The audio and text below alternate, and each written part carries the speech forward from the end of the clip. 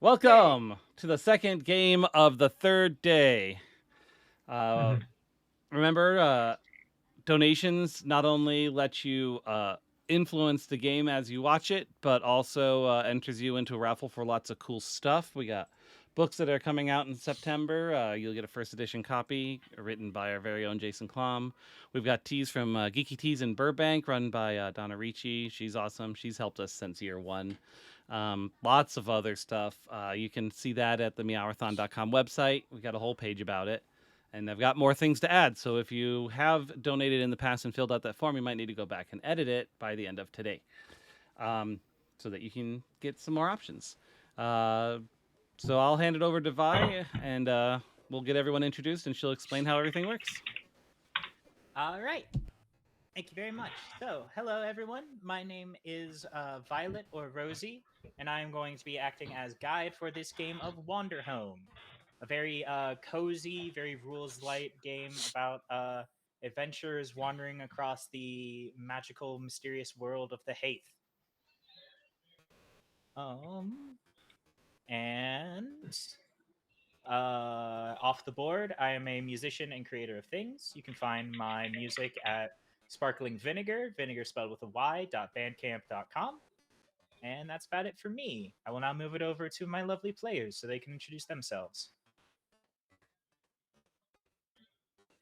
All right. Well, if no one's going to step up to the plate, I'll just go ahead and do so. My name is Joseph or Joe. Uh,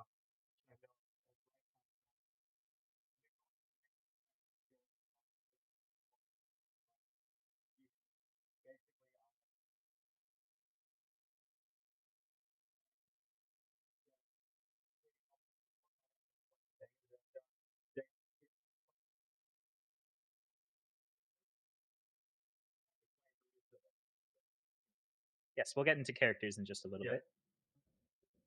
Excellent. I am Sasha Hall, and I am awake, some might argue. If you want to know more about me, then damn, I guess you'll have to watch the other VODs then. What a shame.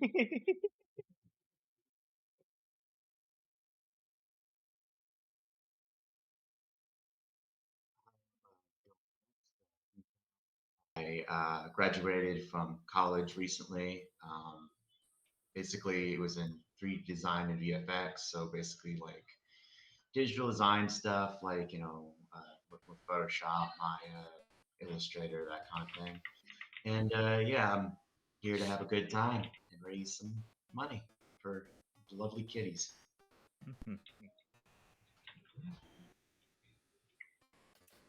Hi, I am Nova. I am arguably a computer science student, and I'm just here to vibe, you know. Awesome. Good. Now, before we get right into our characters, I do want to go over a little bit how donations are going to work for this game in a tab that I may or may not have just closed. So,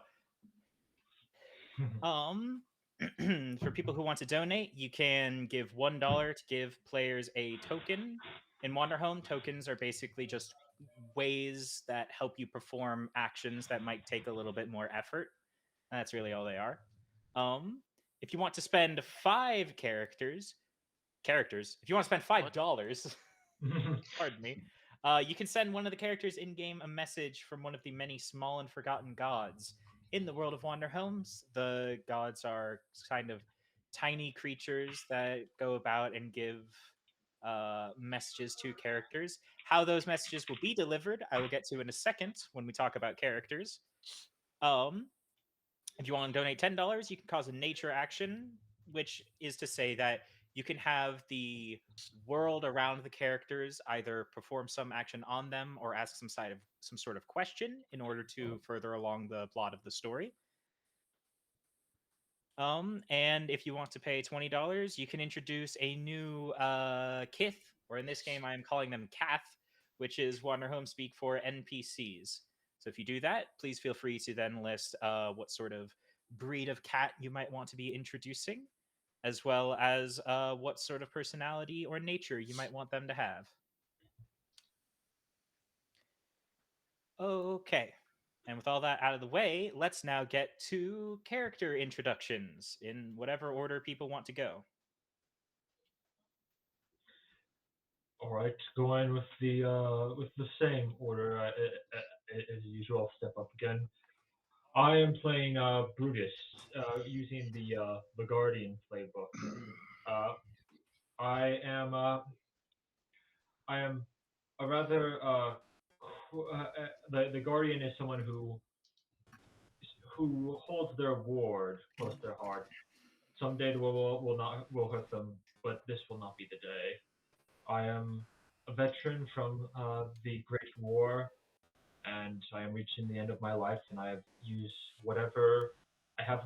I've used whatever I have strength I have left to look over a spunky fire, a small a small spunky firecracker child named Zoe, who is a rabbit.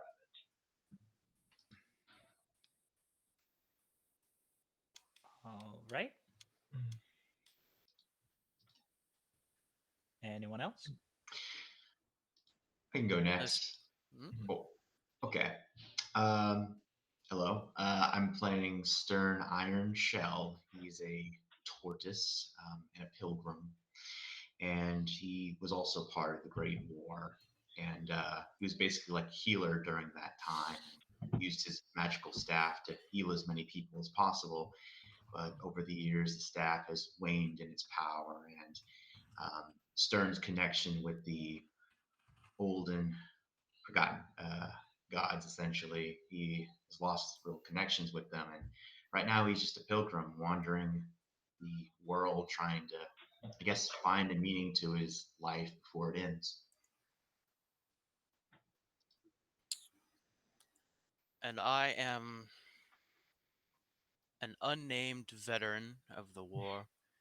I don't really have a name or indeed much of a personhood behind fighting for survival during the war. I am learning how or who I want to be. Mm-hmm. I'm playing Juno using the Firelight playbook. Juno is a nightingale who's going on her effectively trying to just journey and live her life through the small moments, help guide people throughout little, help light their paths. And hopefully, in doing so, live her life in those smaller moments as well and find what purpose she wants to find from that. Mm-hmm. All right. And while I am going to be acting as guide off the table, I will also in game be acting as guide through my own character, Rojova, the rosy maple moth.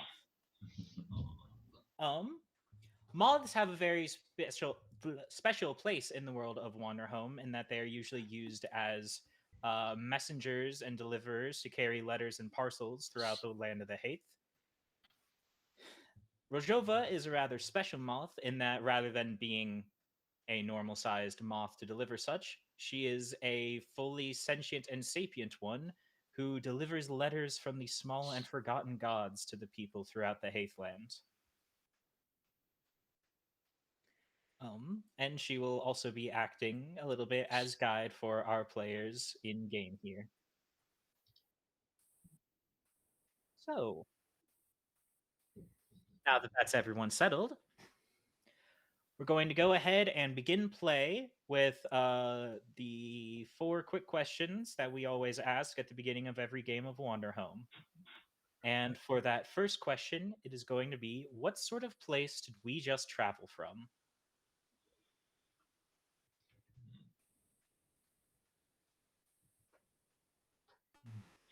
Didn't think that far ahead, really. That's all right. Take your time. Wanderhome is all about thinking about these questions. Would you say that, so we'll get a little bit into the land that we're going to. However, it's somewhere that is we're currently in this vast plains area of the Haithland. So likely we came from somewhere that is also within that same area. Hmm. Perhaps perhaps we've opened up from a forest or something, and now we can for the first time in days, perhaps we are able to see the sky clearly and see what's ahead of us. I like that. I like that. Mhm. Yeah, So all we right. were traveling through a forest. An interesting question to ask is how are we all traveling? Are we on foot? Do we have a cart? Stern is the kind of pilgrim who takes everything by, he doesn't really take cart. He walks with his own 2 feet. Mhm. That's Yeah. kind of that's kind of what I picture in my head as well. Just Yeah, I was go. imagining on foot. Okay. So was Alright. I. Very good. Very good. So we are all traveling on foot and we have just made our way out of this large forest. I think that then leads very well into the next question. Do we feel our journey has been long? For Stern, I'd say, yeah, he's been just wandering for, I would say, years at this point before he even met up with the rest of the group. He can't even recall when his journey started. It's just been that long for him. Time, everything like that just kind of blurs. I feel like life itself is a journey that we never have that never stops until the end. I feel I've been journeying for too long and yet no time at all. Can I ask a follow-up question in a more concrete manner of speaking? Sure, absolutely. How can I follow up and say how long do we think we've been traveling together as opposed to just traveling in general? I like that a lot. How Yeah. long have you all been traveling together? I can only answer in flowery metaphors. You'll do great in this game. Mhm. Yeah. Uh, I to me I feel like I've been traveling with all of you for quite a quite quite a long time, at the very least. Traveling with uh, uh at the very least, I feel like I have been traveling with Stern and Friend for a while, considering we have a shared past.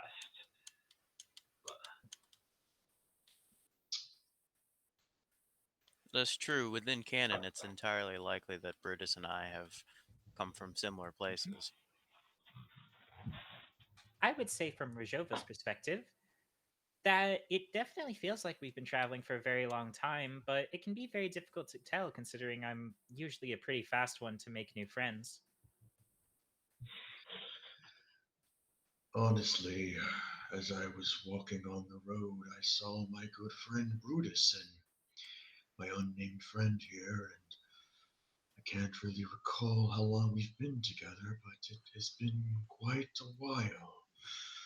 Mhm. I've known At you. least a day, maybe two. It's been longer than that. Oh, I can assure you. I've had to keep up with Zoe's curriculum, so we are not just at the start. hmm. In that case, I may I suggest that maybe Juno had approached or had kind of the group may have existed somewhat before I did end up showing up, just because the especially because of the people who do share a past, and especially Mhm. how Juno is Sure. particularly like doesn't have any particular strong, Sure, sure, large sure. goals. Yes. Mm-hmm. All right, then. That leads us into our third question of traveling. Is there somewhere that anyone hopes to go? Somewhere else. Nowhere, nowhere in particular. hope I can find someone to take care of Zoe once I pass. There's been a few places I've been wanting to see. One was an ancient and forgotten island, though I have to believe that it doesn't exist. And the other is a hollow. I've heard it has something to do with these small and forgotten gods, but whether or not that's real or not, I'm not sure. I'll get there eventually. I would only like to travel where the road takes me, literal or otherwise.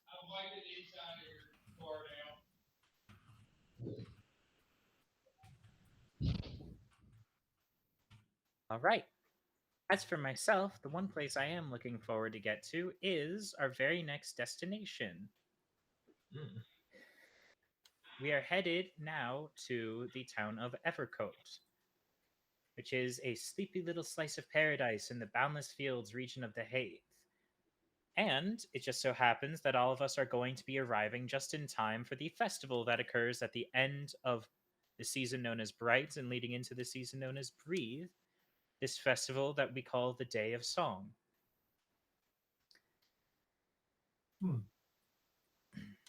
Evercote is a rather strange place, actually. The people there are very warm and inviting, but whenever anyone travels there, there's always something that's very clearly different. The Boundless Fields, being the center of the Haithland, is so often where people are able to find the most colorful mixes of the different animal folk that inhabit this world. But strangely, in Evercote, all of the citizens are cats.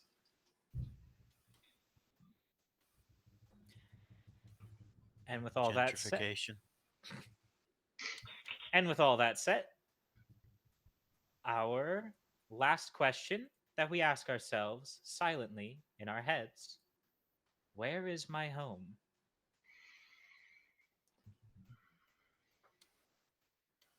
And with that, we're ready to set off on our journey into the town of Evercote. So,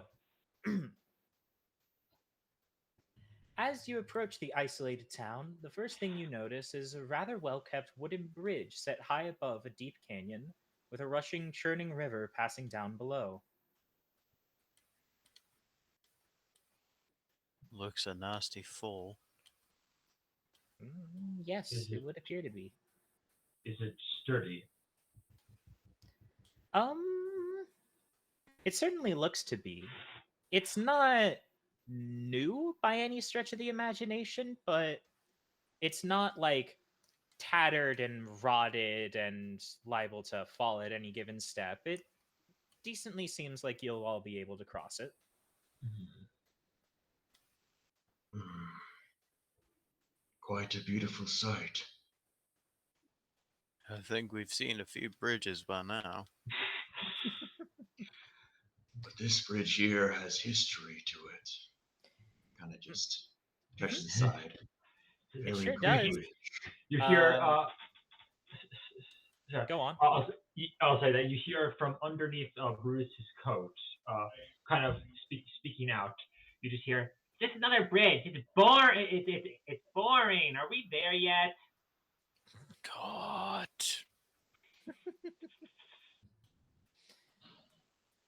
Yeah, you're right to say that this bridge has a lot of history. Rajova shuffles through her satchel full of papers and scrolls and pulls out a little guidebook.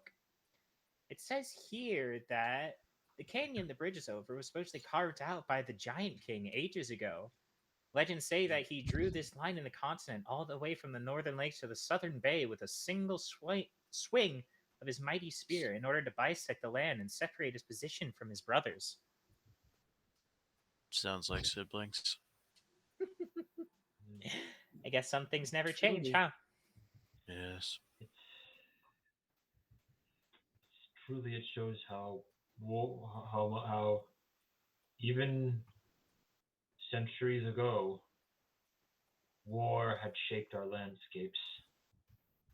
Mm-hmm. And yet, it also shows the will people have to continue to bridge them. Well put. Well, you can keep waffling on about bridges. I'm going to actually cross it.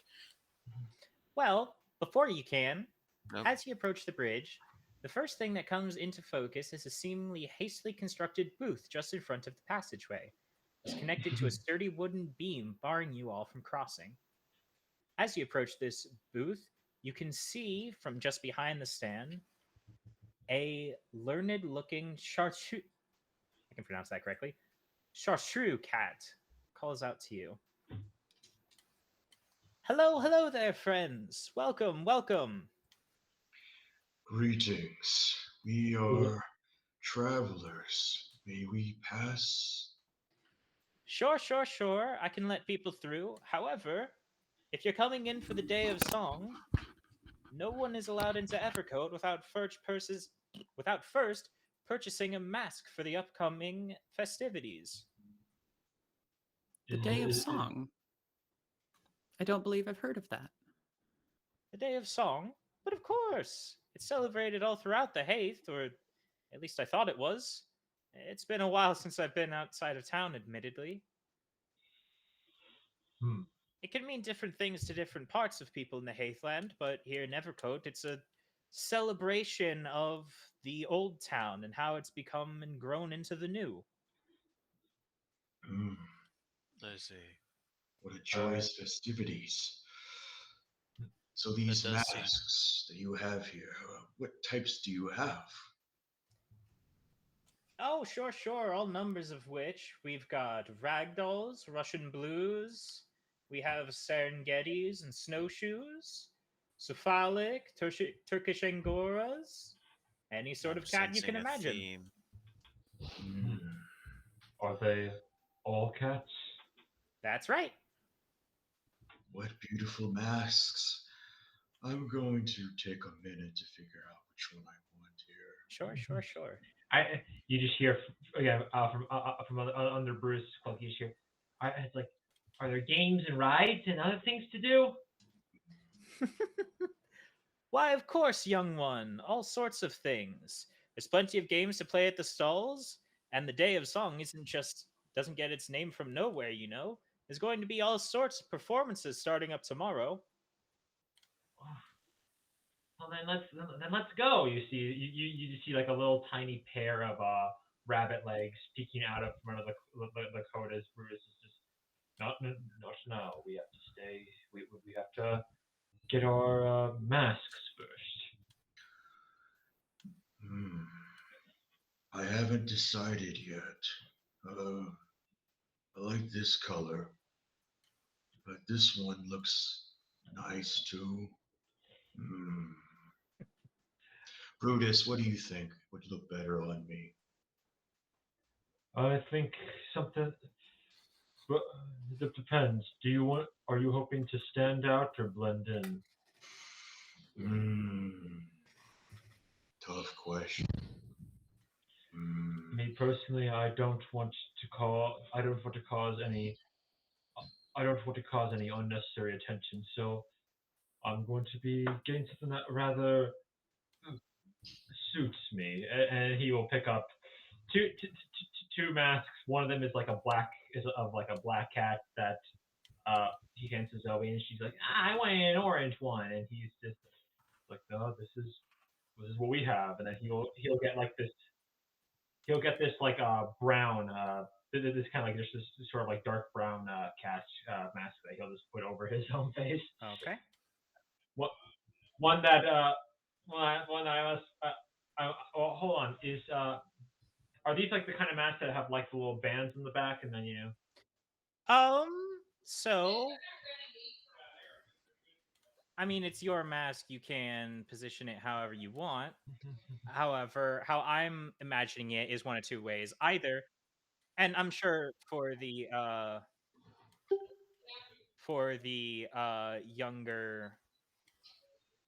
younger ones like Zoe, I'm sure they're probably much more very simple, like you're imagining, a very straightforward mask with like a elastic band or two strings to tie in the back.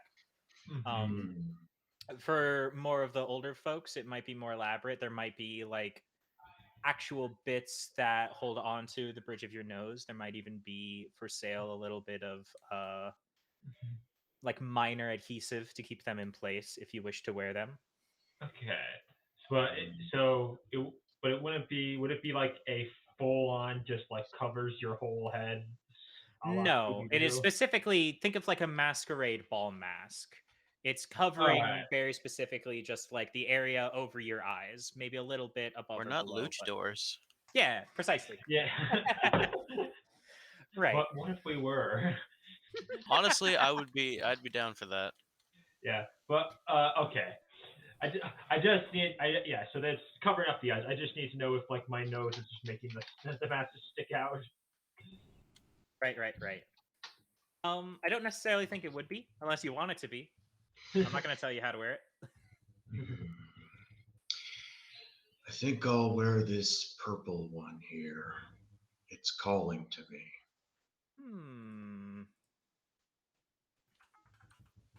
I'd like to get one that doesn't obscure my vision as much as possible.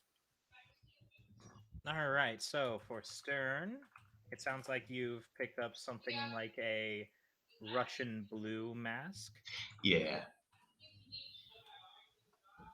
And then something to obscure as little as possible.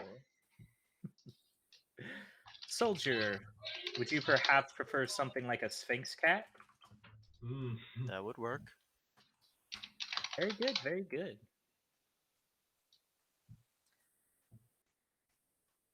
All right. Jova will also take her time looking through things.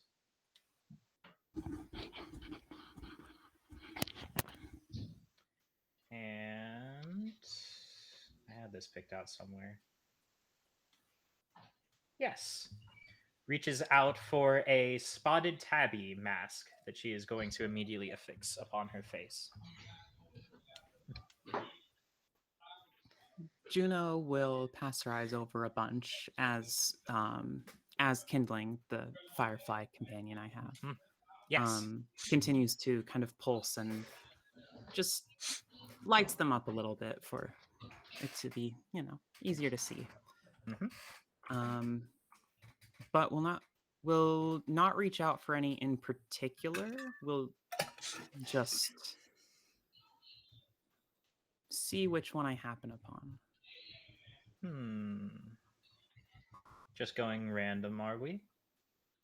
Effectively. Sure. Then I will say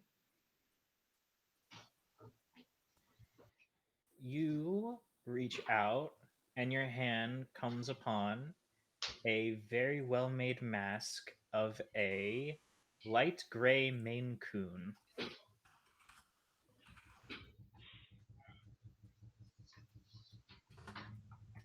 How pleasant. We all look very lovely. I'm sure we do.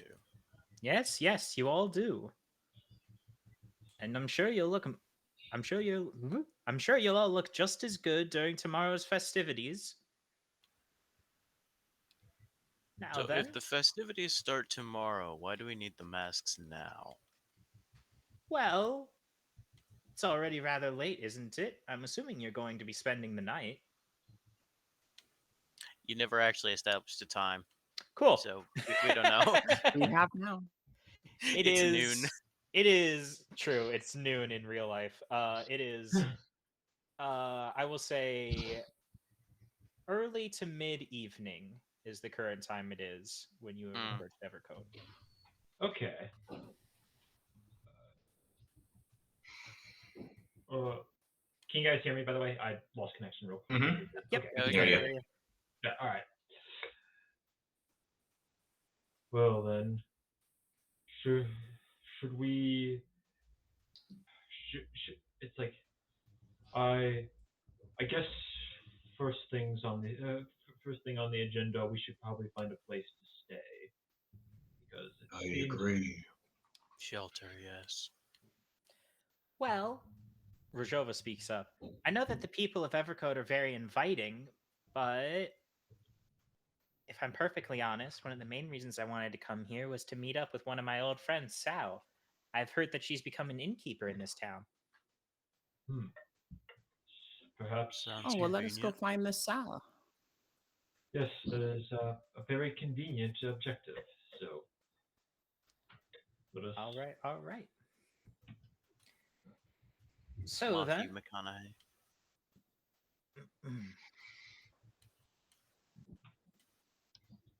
now that each of you has mask in hand, the man at the booth pulls a tall wooden lever, and a large creak is sounded as the beam lifts, and you are granted access into the bridge into Evercourt. When making your way into town, you can see that the townsfolk are hurriedly busying themselves about to prepare for tomorrow. Hurriedly busying themselves about to prepare for tomorrow's festivities. Colorful streamers of gold, green, and purple decorate the tops of every home and crisscross wildly overhead. A great number of canvas booths are being erected to line every single street side, getting ready to house numerous games and little specialty shops. And that's to say nothing of the many, many food stalls that you can see. Every single carnival delicacy, battered, fried, frozen, grilled, or covered in chocolate and powdered sugar. You can already feel your mouth starting to water just at the promise of so many delicious morsels tomorrow. But even more numerous than the stalls are the many, many stages set up for so many performances tomorrow. Some are big and grand presentations with bells and whistles and glowing signs, while some are little more than a slat of wood for a performer to stand on. But atop each one is another furry feline preparing themselves. Musicians give their instruments another quick tune-up and check to make sure their sound is loud enough for passerby, but not so loud to disrupt the whole town. Acrobats and stunt cats are doing slow and methodical practice runs through their shows. And somewhere at the edge of town, an intricately dressed calico is rehearsing fair magic act while trying to make sure that the small and forgotten god remains hidden up their sleeve. So, you all can do as you said you wanted to and follow Rojova immediately to the inn. However, if you want to, you are also able to explore the town a little bit the day before festivities start, if you wish.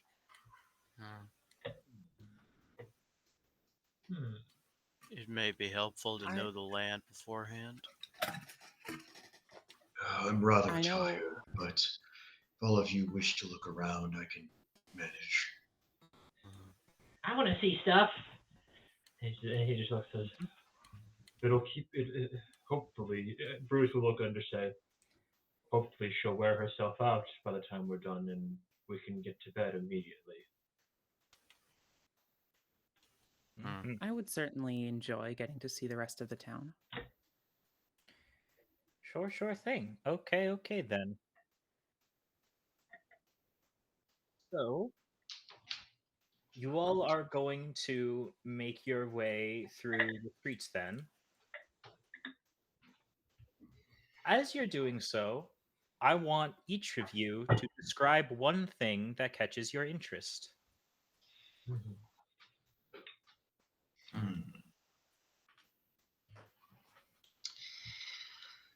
So while Stern's kind of just walking about, following the others, he notices that there's one stand that has a sign that's kind of broken.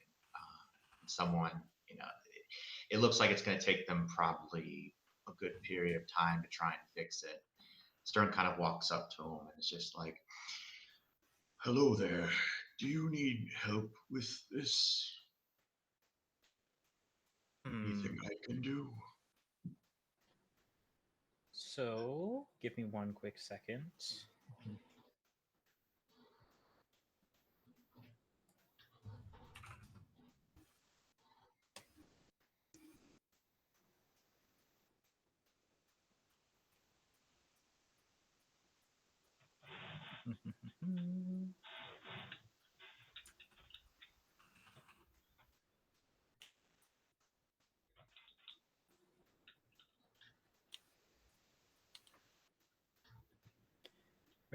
Right. Okay, so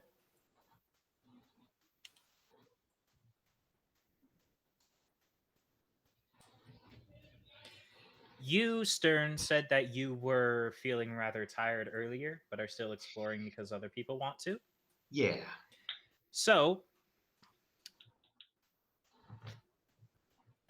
you come up to this. What did you say? It was like a little stand. It was like a broken sign. It's like, maybe when they were putting it up, there was an accident Sure.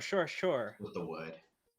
As you do, you approach a nervous-looking young Siamese man who quickly readjusts his glasses and says, "Oh, I mean, we can probably get it handled ourselves, but if you would like to help, it would be greatly appreciated." Of course, during the war, I had to do a lot of fixing, so this shouldn't be too hard. And so I got a token from the donation. That is correct. I'm So- going to use that token to use my staff to kind of fix it, because it's not just, I can picture it like not just healing people, right. but like objects as well. All right, so that means you are spending a token to provide a solution for an aspect of a material or immediate problem, which in this case would be the sign. I think that's very good. I will say, though, you did spend a token for that you gained from donation, I will give you the same token back since you have inconvenienced yourself to help someone else. Yeah. Heck yeah. And that's 0. That certainly tired me out. But it was worth it. You just stood there and pointing your staff at something. Don't be so rude.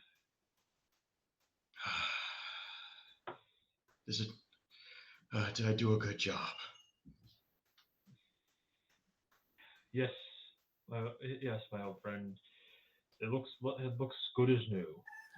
Yeah, that's very helpful. Thank you very much. What was your name? Oh, Stern Iron Shell. Though the name certainly doesn't fit me anymore. That's all right. It's fine. He offers his paw in a handshake. My name's Simon. Nice to meet you, Simon. I look forward to the festivities tomorrow. Mm-hmm. Sure thing. Look forward to it too. This is going to be my first year setting up at the family games booth. Oh, that certainly sounds fun. Brutus, would your little one like to play the game tomorrow? I'm sure she would enjoy that. He just looks down. She says, "It's like, of course, I want to play all the games, and I hope those games are going to hit and break things." Oh, breaking. I'll be there to fix it if that happens. It's no fun if you fix it. Simon just sort of nervously fidgets at the mention of anything being broken. I mean, the bottles are usually more sturdy than that, so they just get knocked over. I guess the closest I'll thing just have to be... throw harder. Oh my. He's going to once again nervously fidget and readjust his glasses. Yeah, please, let's not damage any of their property. They need to preserve it for the next people. Bruce looks up and says, "My apologies. She is rather feisty sometimes." That's all right. Well, I'd certainly like to talk with you all night, but I'm rather tired. All right. Thank you. You've been a great help. Have a good night now. Mm-hmm. So, describing things that we see in town, right? Yes. Right? Yes. Okay.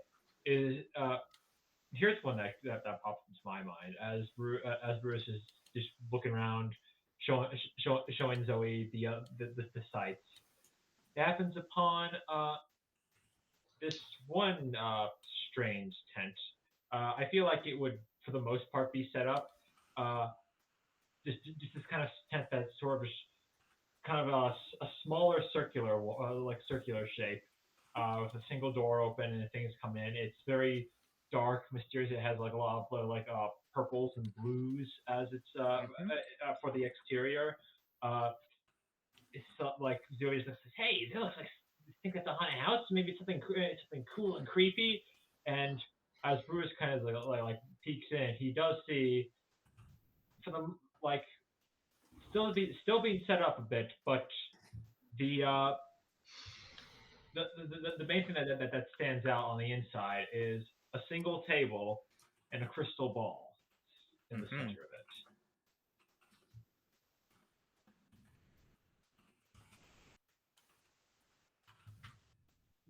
All right.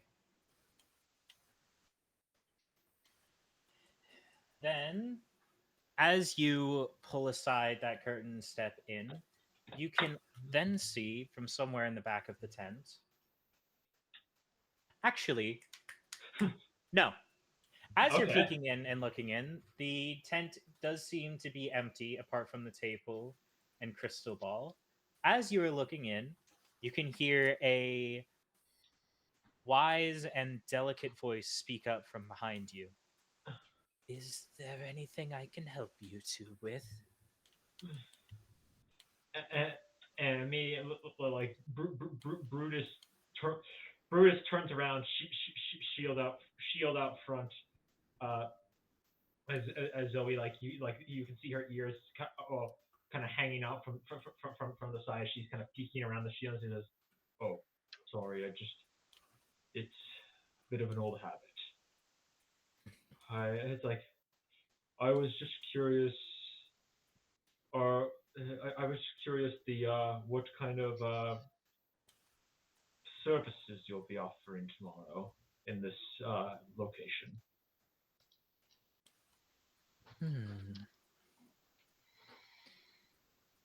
Well, my name is Katrina, and you happen to have stumbled across my fortune telling booth. You can So see this not like withering away, but fairly wizened and old black Bombay cat strides into the tent in front of you and takes her seat at the other side of the crystal ball.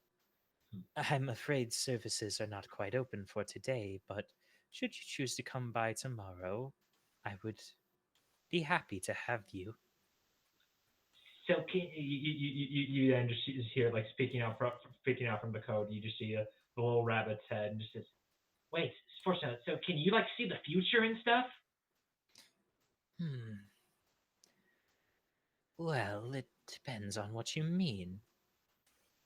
If you're asking if I can give you specific details about your coming life events, then no, I'm afraid I can't give as much. However, I am rather known to give decent understandings of the directions one's life tends to be headed in.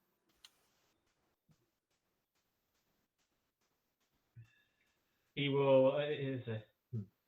Thank you very much. We may be paying a visit tomorrow. And as they're exiting, like Zoe just kind of looks and says, "What does he mean by? What does she mean by any of that?" And says, "I think it's all a bit of a trick of the mind. It's vague enough she'll tell us something vague enough, so so we'll be able to associate with things that happen or have happened. It's all performance, but if you really want to go see it, then..." He kind of looks back at it for just a second. Clearly, something about it still draws him, despite his skepticism. One second.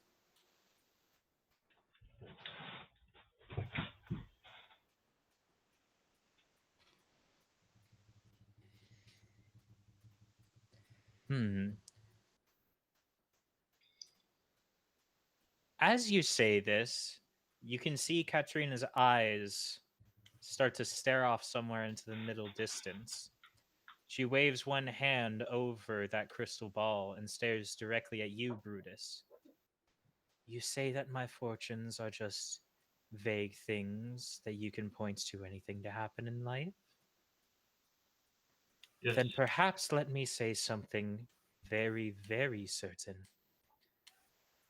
You, great bear, and those you hold dear, and those that you have come here with, all of you are going to go through a great change later tonight. I sure hope so. I've been wearing these clothes for weeks. I would like to wear something clean. He kind of is just like he just is like, well, that could mean anything, but thank you. In Brutus's favor, the specific action that this character can always do is make a vague and unclear reference to something that hasn't happened yet. So you know what? Yeah. Fair enough. This is me doing the like like. I mean, one of the actions I can always do is always try to teach a lesson to my ward. So that's kind of. I see. All right. So be a little specific. What is the lesson that you are trying to teach young Zoe? More of something of like kind of as he's saying, to keep a bit of a go in with a bit of skepticism. Fair enough. Fair enough. Yeah. Like I said, much like how a lot of fortune telling can be in real life. Mm-hmm. Oftentimes they can just describe vague things and then have you work backwards from your conclusion and Sure. Absolutely. Yeah. Mm-hmm. All right. That's been 2 encounters. For other 2 travelers, is there something that you encounter while wandering through town that you would like to describe? Part of my history and therefore habit is that I cannot sleep until I've more or less scouted the immediate area. This manifests sometimes as wandering around camp when everyone else has gone to bed. But one thing I notice about this particular town, I suppose, is that the way that all the decorations have been set up, all the booths and the general layout is very circular, and I believe intentionally so. Paths loop back on themselves and double back. It's very much easy to think you're going one direction when really you're being routed through the entire festival several times. Mm-hmm.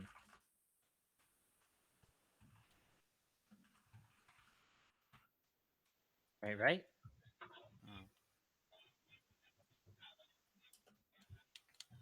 Okay. Oh, was that it for that encounter? That's all I that got. it? That's all you've Yeah. noticed. Okay, that's fine. It's perfectly valid that you noticed something more about the land and its layout rather than just the people inhabiting it. I will say, actually,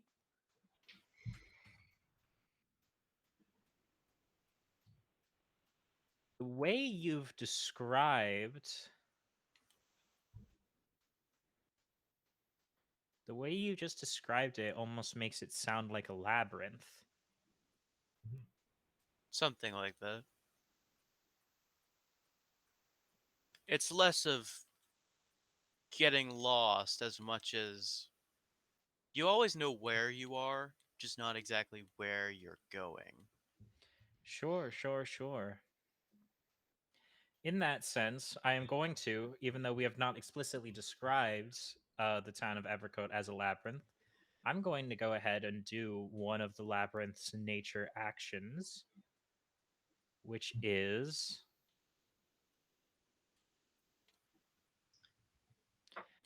you are presented with 2 options, neither of which is correct. Can you describe them for me?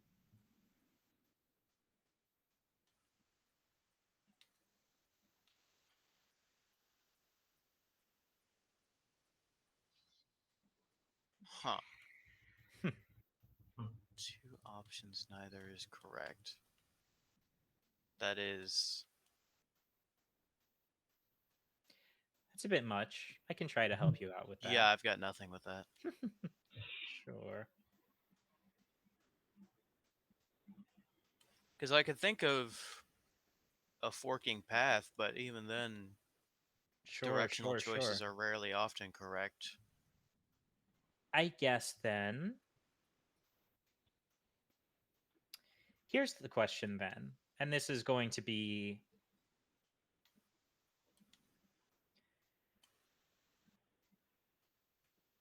an interesting way of wording this. Since as you're getting a lay of these labyrinthian winding passages, would you say that the constant winding routes of the town are all leading inward or outward? I would say they're mostly leading through. Sure It's thing. inward, definitely, but it's mostly laid out in such a way to bring you through the entirety of the festival, no matter which direction you walk. All right. And for being presented with those two options, the nameless soldier is granted a token. Excellent. All right. Last up then would be Juno. Yeah, so Juno will essentially wander, will notice, will glance her eyes over at the various things that are happening, booths being built, and nothing will immediately catch her eye until, as one of my things that I can always do is keep walking. Fair And enough. Kindling will essentially flash and point out something along kind of over my shoulder that I didn't notice as I'm walking past. And if I recall, this is maybe around evening sundown ish. Then I'm going to notice how the sun crosses, like the sun as it kind of crosses below the tree line of the forest that we just came from, and kind of ponder on how our paths did cross in such a way that we did all converge when we did, and that led us to this moment here. And not exactly worry, not exactly like think about where things are going to go, but more indulge myself in possibility, I guess. Okay. Well, I will certainly say that's going to grant a token because where is it here? I could think of no better example than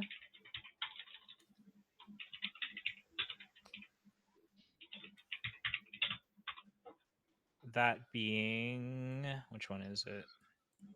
Taking a moment to bask in the grandeur of the world and describing it to the table. I think you did that very well. So you can have a token.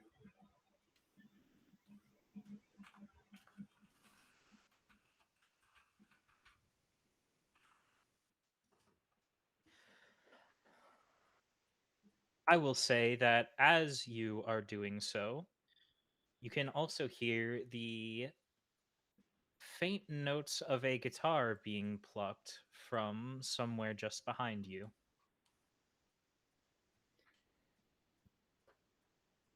I guess I'll glance back. All right. Just off to the side of the road, you can see three cats standing atop a small wooden stage. There's an American and British short hair, as well as an Australian mist. The American short hair is the one who seems to be plucking away at her guitar. And she's just sort of keeping herself very centered on that one action. However, behind her, the British short hair and Australian mist are in a not heated, but I'm not going to say an argument, maybe just a bit of a squabble, as one of them, the British short hair, speaks up. Oh, come on, Oz. We've already discussed this. You can't be flying around and doing your usual acts for tonight. Not considering the current state of things. And the Australian Miss speaks up. Oh, but it's not going to cause any great damage to me, is it? I swear, I can still go through my routine. And as they continue like that, the American short hair stops her plucking. Oz, please, we've been over this. You need to take care of yourself.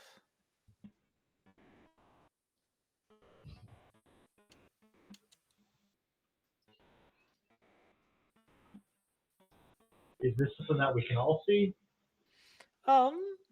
Assuming you all are traveling together, which it kind of sounds like you have been a little bit.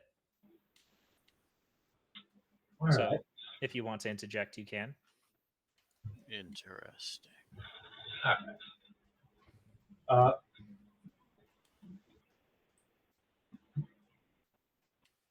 Brutus, kind of at first, doesn't really want doesn't want to draw too much attention to himself, but his good-hearted nature just can't help, and he walks over and just says, "Excuse me, is there is there anything I can help you with? What's going on here? You sounded like there was like an argument." The American short hair is going to stand up and set her guitar down and straighten out the floral dress that she's wearing. Oh, don't worry, don't mind those two. Just having one of their usual squabbles considering the past. Oz, our wife, is usually known for these great acrobatic stunts that she's able to do during the day of song. However, current circumstances give her very, very strong reasons why she shouldn't be doing that. What are those circumstances? uh, she's going to immediately get very nervous at the question and say, "Oh, well, I mean, and then the British short hair behind her is going to speak up. You don't need to get so nervous every time anyone asks about it, Mills. The reason that Oz shouldn't be doing any of this is because she's expecting a child soon. Oz, the Australian Miss in a stiff white shirt and scuffed trousers, speaks up. But it's only very soon. It's not like doing any of this is going to hurt the tyke before he's born, is it? It's it very well could. Very from what I've read about in my books, during how many months has it been? You said it's meant to be delivered very soon. Nah, not very soon. We only found out about a week ago.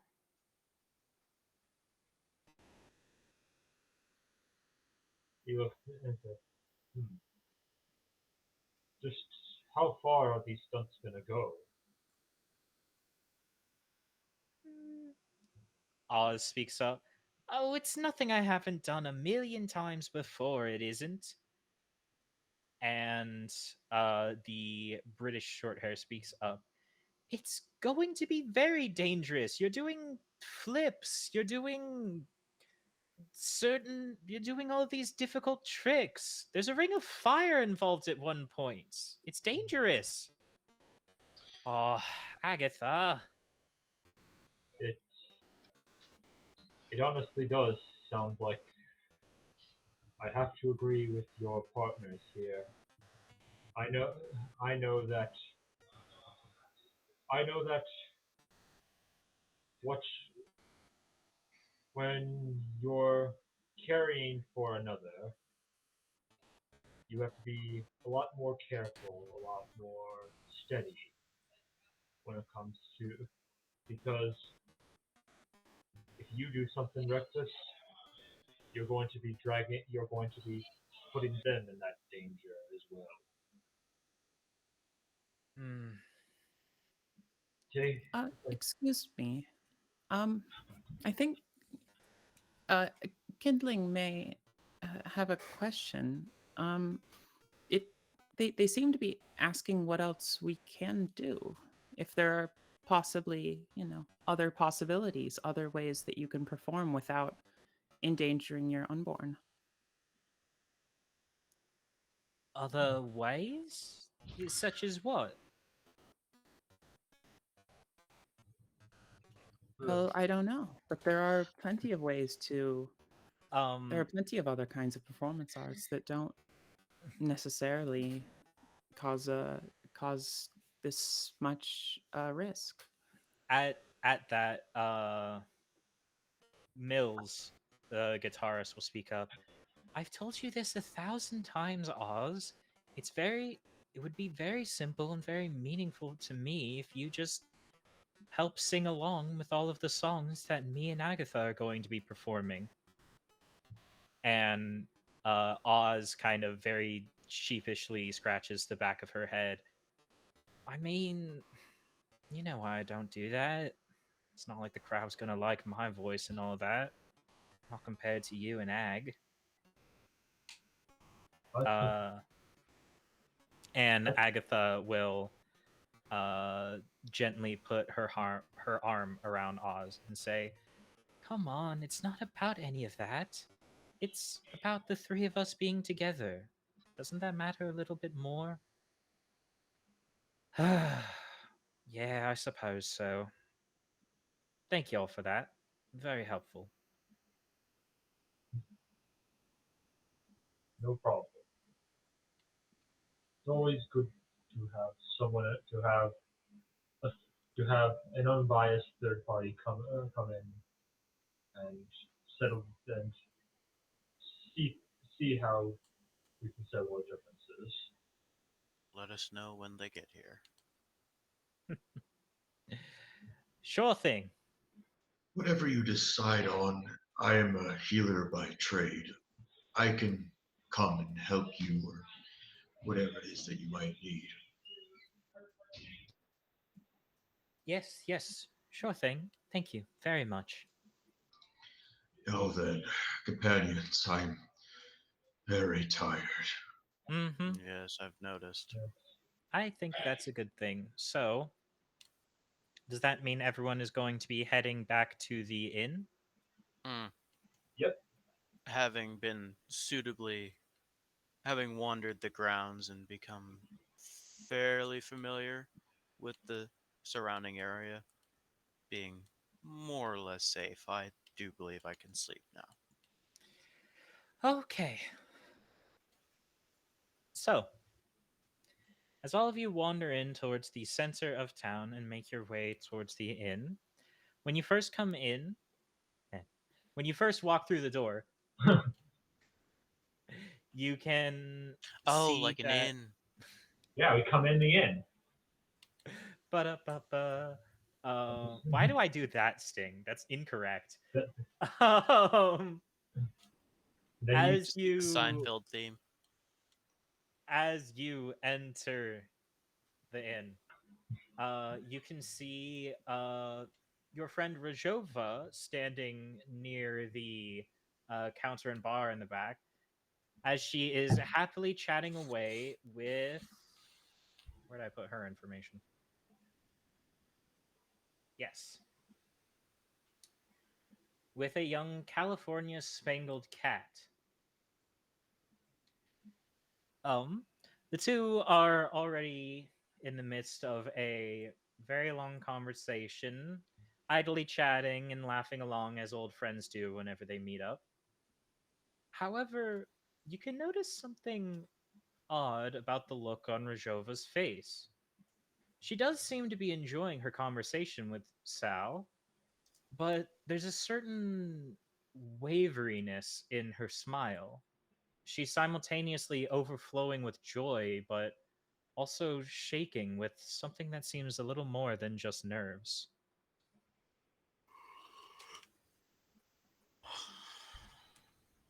Um, Um,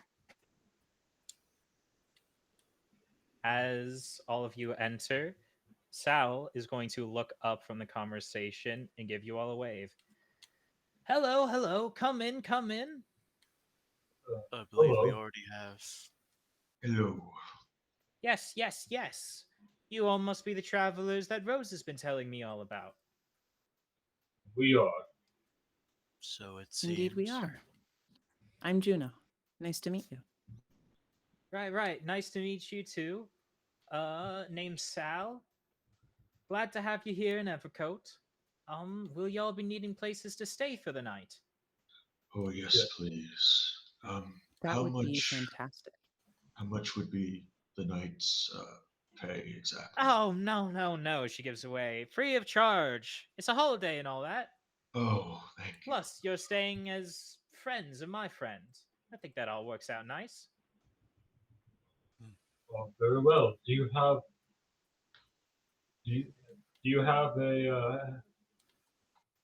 you have room set up for each of us? Yes, yes, yes, of course. Here, here. She shuffles around behind the bar of the inn and then takes out a fistful of keys to hand off to each of you. You'll find your rooms just upstairs. Go ahead and get some night's rest. Want to make sure you got all your energy for tomorrow's festivities.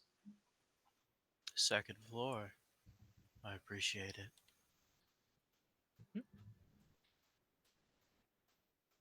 Thank you very much. This is for your hospitality here. Mm-hmm. And then she is also going to give a nod to Rojova. You better get yourself some rest too, love. It's been nice catching up, though, and I'm sure we'll have much more to talk about tomorrow, eh? Rojova is going to give kind of a shaky nod.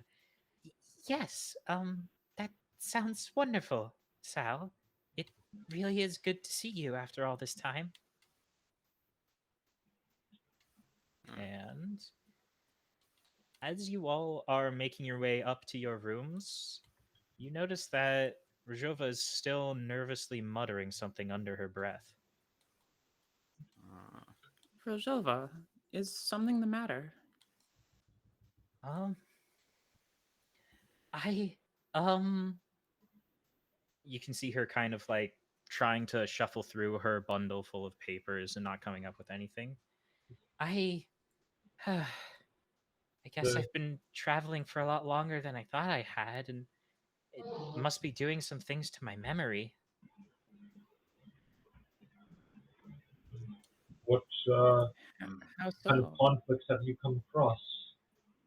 Well, I mean, that was definitely Sal that I was talking to, and I knew Sal for a really long time, and I knew her really well. I would recognize her voice and her personality everywhere, but um my friend Sal was a cardinal, a bird, not a cat. At least I thought. I'm obviously wrong because there she is, but uh, Did you Interesting. did you ask her about that? I, did, how do you just ask someone about sounds- that? Oh, That thank truly does sound like a very difficult question to ask somebody. Mm-hmm.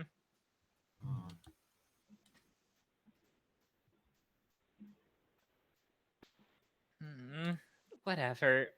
It's definitely just something weird going on with my memory. I'm sure things will be fine if I just sleep it off. Yes, Um, perhaps. if they are, Can I? What was that? I was going to ask, can I have Kindling use their action as a luminescent gift? Not uh, using the action like shed light on the shadows of the world, but as specifically in this sense to maybe grant Rojova some comfort at least until, well, until we figure out what might or might not be going on. Okay. Can you? That makes a lot of sense from like the sort of meaning of the action that you're using, but can you describe like the literal physical action that kindling is doing? If it's just See, like the action itself, I'm imagining, is that they'd fly up to, near your shoulder and just gently pulse in a very like reassuring manner, I okay, guess. okay, I like that. Rajova is going to lift her hand, give kindling a little pet. Thank you. Definitely could use some comfort right about now. Yes. If, go ahead and sleep it over, but if you're still having troubling feelings, then perhaps we should discuss this further. I am going to say, by the way, that no, never mind. I was going to maybe ask that action require a token, but you're using one of your actions you can always do with kindling, so you can just always do it, and therefore it doesn't require such. Okay. So, with that, everyone seems like they're going to be setting themselves down to bed for a bit. Since we are all pausing for a moment and getting some rest, that means every character is going to take another token. And I Sweet. think this would also be a good place to call for a short break for ourselves. All right. Sounds good. Sounds good. All right, guys, All we're right. gonna See you guys go back in for 5. Yep, Yep. I'll be back See you in a in bit. 5. Ugh.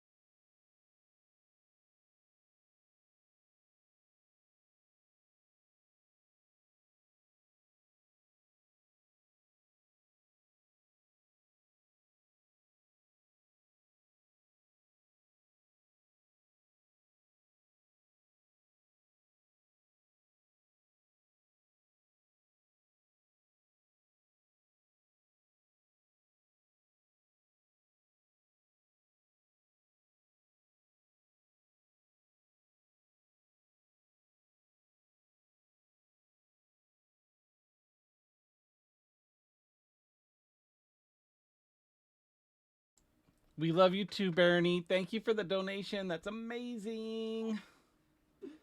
Did you see what your mom donated? Yeah. She's awesome.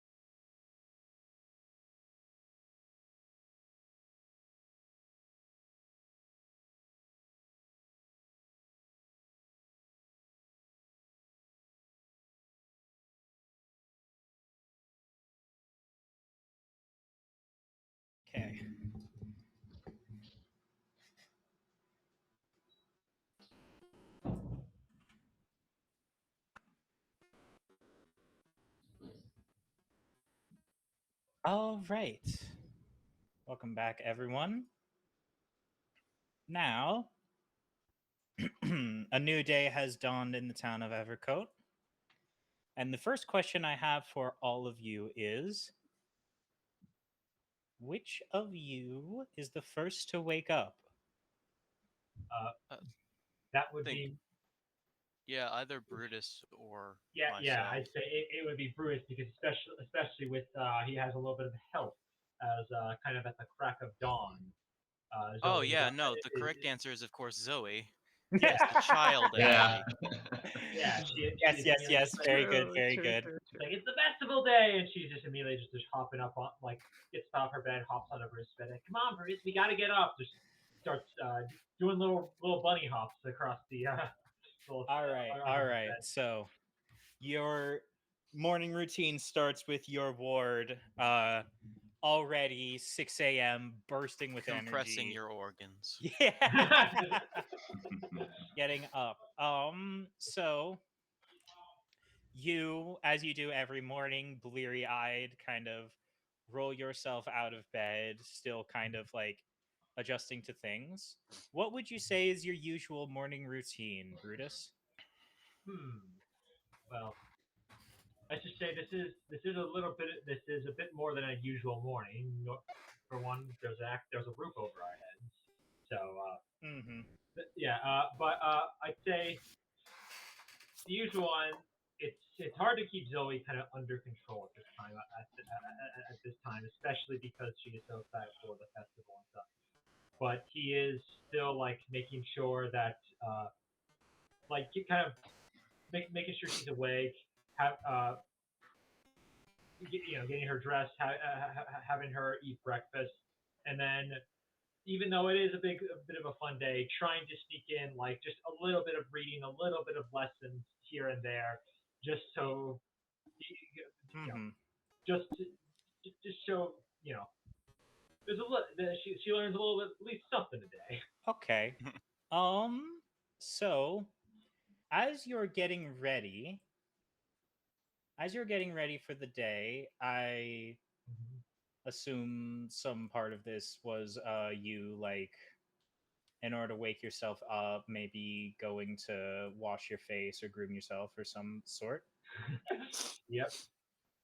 When you go to do so, you enter into the restroom in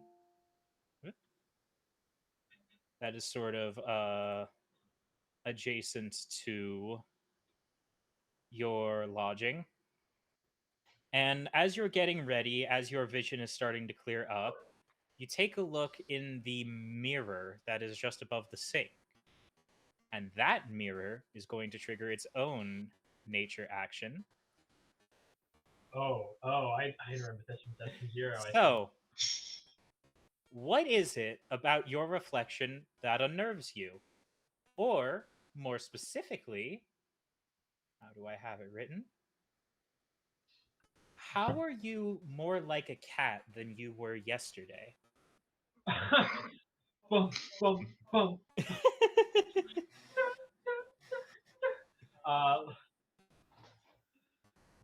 Oh my god. I had to take a second to process that. Sure. By all means. And for the record, everyone else here at the table can be pondering that same question. Yeah. So,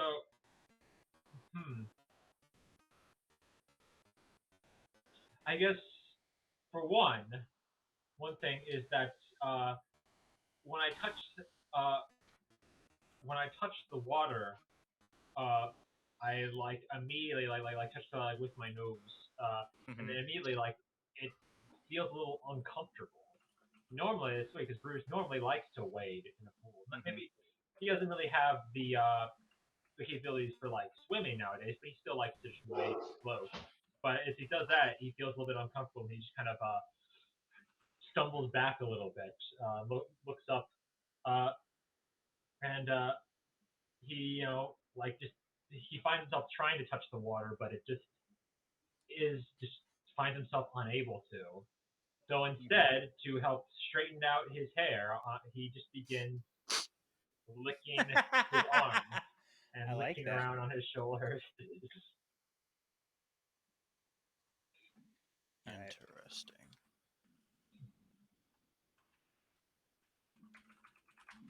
Interesting. Interesting. Now, Brutus, you also happen to have a ward with you. Yeah. So that question is going to also have to be asked. How does Zoe now more resemble a cat? Well, I think for one, maybe She already woke him up at ass o'clock in the morning. Yeah. Yeah, but that's just business as usual. So now, how is she actually? I'll say, yeah, it's like she is like a bit more. I mean, just due to her smaller stature, she is like while Bruce is kind of staying behind the sink and cleaning himself up, she is one who just kind of jumps up onto the sink. And I think the part of her there's part of her while Bruce is still kind of reacting, she is getting a little bit thirsty. So she instead put her as the faucet is still running. There are faucets in this world, right? Yep. We have basic plumbing. Go on. Yeah. All right. Yeah. She will she'll like peek her head under the faucet and just sort of just start drinking from the water.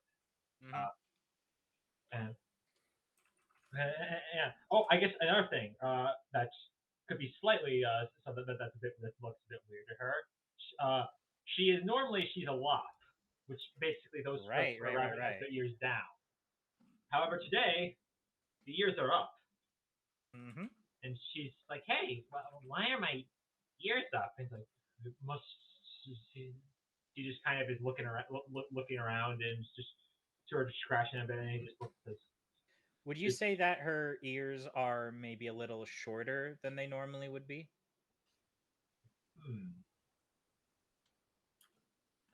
Look, yeah, I could say that. Like, yeah, it's just they look a bit shorter than I thought they would have. Okay. Like, maybe Bruce is just like,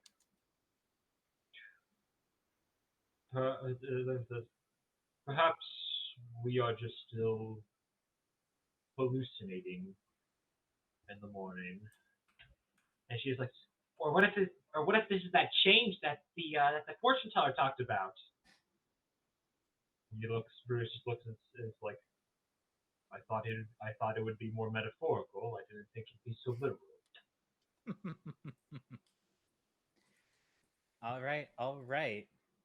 I will say then, as you two get ready and collect your belongings, the masks that you had set off, presumably next to your bedside before you went to sleep, Brutus's now wear the usual nose and whiskers of the thick-furred brown cat are now replaced with the snout and muzzle of a bear's. And Zoe's, instead of the what did I write down? Instead of the simple black cat that she had chosen, the color of the mask has started to lighten up, and on the sides are floppy, folded over rabbit ears. All right. That was also for answering that question. You are going to be granted a token. So now let's move on to the rest of the party. Yeah. How are all of you now more resembling a cat than you were yesterday? I think that I think Juno, when she wakes up and looks into the mirror, immediately notices that her eyes are no longer like the big rounded, like dark eyes of a nightingale, but they're the slitted eyes of a cat. Among presumably other things, but those are the first that I noticed. Sure. And I will say that then, when you go to find your mask.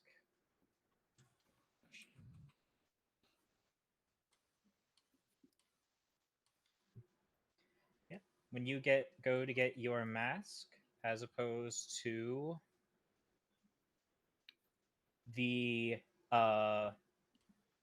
very thick and bold fur of a Maine Coon that was on it before, are very small, close-cropped feathers and very large, rounded eyes, as your mask now resembles that of a nightingale.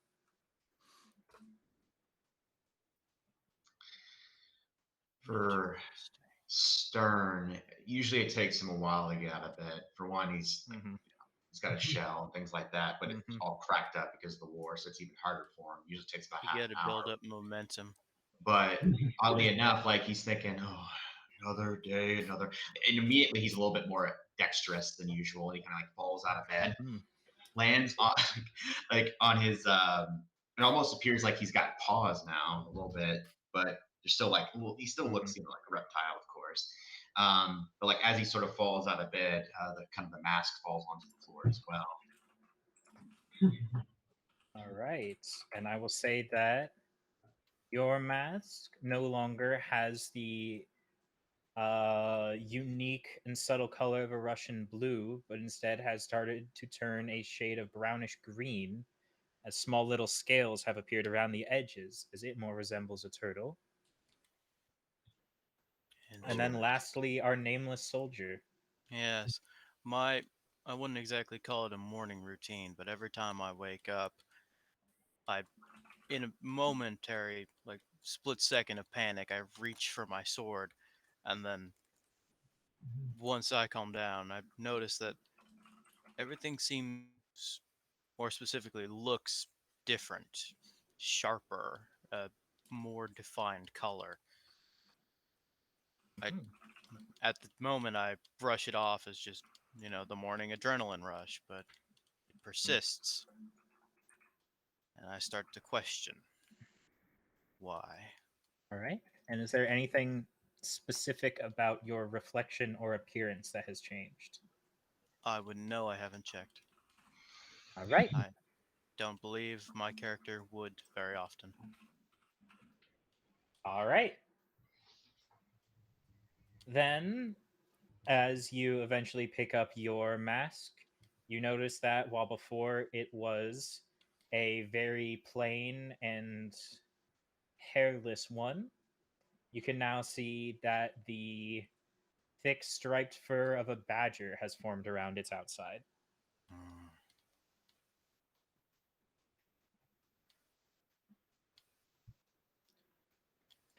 Curious. All right. So then, are all of you going to be meeting up in the common area of the inn that morning? I think that's Yeah. As opposed to climbing out the window? I don't know. Hey, man, your character. I guess I mean, one of us is a nightingale for now. It just well, yeah, That's arguable. that's arguable. Yeah. So, as you all make your way downstairs, you can hear the frantic shouts of a familiar voice going, "Wait, but what's going on? What is this? How did these? What?" As Rajova bustles out of her room, now sporting colorful, fluffy ears just on the outside of her antenna. that's new. Oh, that's very Are they like at the ends of the antenna? No. Just antenna go here, cat ears go here. Okay. Okay.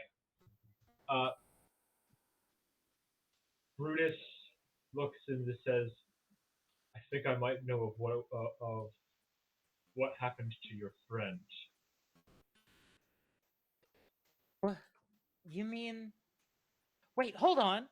Rajova is then going to hurry downstairs to the common room where a few other of you have gathered and take notice that indeed Sal behind the bar getting things ready to sort of cleaning up things before she herself goes out to participate herself in the day of song. Happens to be sporting a bright red mask with many feathers that is sporting a orange beak at the end. Hmm. This worries me a bit. Perhaps this is a curse. Sorry, you said a curse? What exactly would be a curse? It appears that our physical forms have all changed over. Oh, I see what's going on here. Y'all didn't ask Victor about things of the Day of Song when you answered Evercoat, now did you? What? I Nah, tried. nah. See, here's a normal thing. This is the difference. Remember, the Day of Song is to celebrate old Evercoat. That's why we all wear the masks. We're celebrating the people we were before we came in. Ah, I see, like a form of rebirth. Eh, I don't know if that's quite the way I would look at it, but you mean y'all didn't know what the masks would do when you brought them in? I No. assumed it was a masquerade. Festivities and all that. It is. We are wearing faces of, mm, at the very least, people we aren't anymore. Hmm. Hmm. I see. So aside from changing, I assume there's no other side effects. Nope. You'll Hmm. still be yourselves, just you'll start to look more in line with new Evercoat. Though, don't worry if you don't like the changes. They wear off for anyone who leaves town after the Day of Song. Oh, I see. I think I'll be fine like this. Okay, as long as it's only temporary. Well, only temporary if you want it to be, but that's a lot of difficult talk for later. For now, I think it's about time y'all can get yourselves ready and hopefully enjoy the festivities for the day. Hmm. Very Seems. well.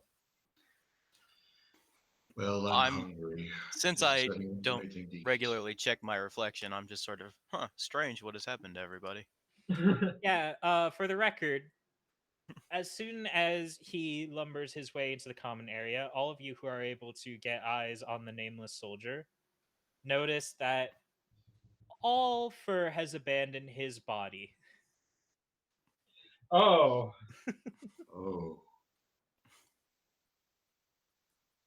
Oh, are you all right, friend? You I seem feel a to. bit different, a bit colder, but I imagine that's just a different climate. It appears you've undergone the most drastic change of us all. Yeah, the Uh, Sphinx mask will do that to you.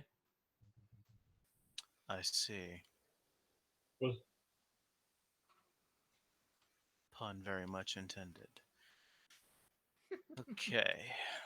Well, I don't appear to have any. I sort of test my limbs. Aside from the lack of some, I suppose, protection, it doesn't appear to have much of a downside, so I well. can work with this. Just be careful. Your skin.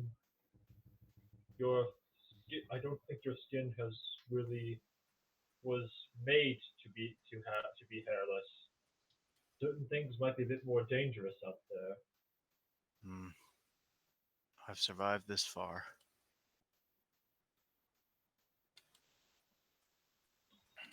It comes for us all. But ugh. Juno is like let's mumbling not to be Kindling, arrogant. like, no, I'm not gonna say you got them all cut. I'm not gonna make the haircut joke. That's too lowbrow. Oh, what'd you say? Uh, What was- it's nothing. Kindling and I are just having a little bit of a disagreement. Zoe's like, wow, you really got the mom cut.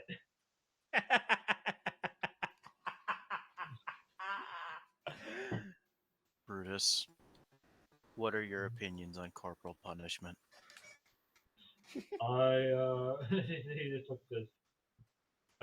I don't believe we should hit children. They are smaller than us, and we are a bit too big for that. Hmm, Unfair for us to use our power like that. very well. I will refrain. Before we head out for today, I'm rather hungry. Do any of you want anything? Yes, that does sound quite nice, actually. Yes, I certainly hope that I certainly hope my diet hasn't changed. Does this inn have a breakfast bar? Perhaps with the cereal dispensers. I'd love those. Oh yes, those Holiday Inn cinnamon rolls are always the best. Or perhaps the pinnacle of breakfast food, Texas shaped waffles. Does that Oh, imply yeah, Texas exists in this canon? I forgot y'all are northern. Texas shaped waffles are great. Oh no, don't worry. I got Yeah. family down there. I know about Texas shaped waffles. Dang. No, I get it. That's something I gotta look out. If I'm ever in Texas, you know. Yeah, plane no, they're crashes or something. fantastic. Is it the Okay, Texas so- shape itself that grants improved flavor to the waffle? Functionally, yes. Or is it more of like a correlation type relationship? It's, you know, those waffle irons that seem to only exist in hotels? Okay. Yeah. More does not need to be said. I understand now. Yeah. Genuinely, I've tried to find one. I can't. It's like they don't exist outside of there. And it's one of those, but in the shape of Texas, and it's fantastic. Huh. All right. Well, we don't usually offer people much in the mornings besides some, simple food, some eggs and sausages. Not exactly much to sustain folk, but enough to get them awake. If you're looking for something more filling, I'm sure there's going to be plenty to eat once the festivities start in full swing. Well, a good breakfast is what's needed to start the day. It is the most important meal, after all. Do you have any porridge? Or Don't coffee. have any real good teas. Something Sure. I think mushy. I can make something up like that. Here. And she rummages through things behind her and sets a small pot on a stove to start cooking porridge for the old. I was gonna say turtle. For the recently Prussian blue cat.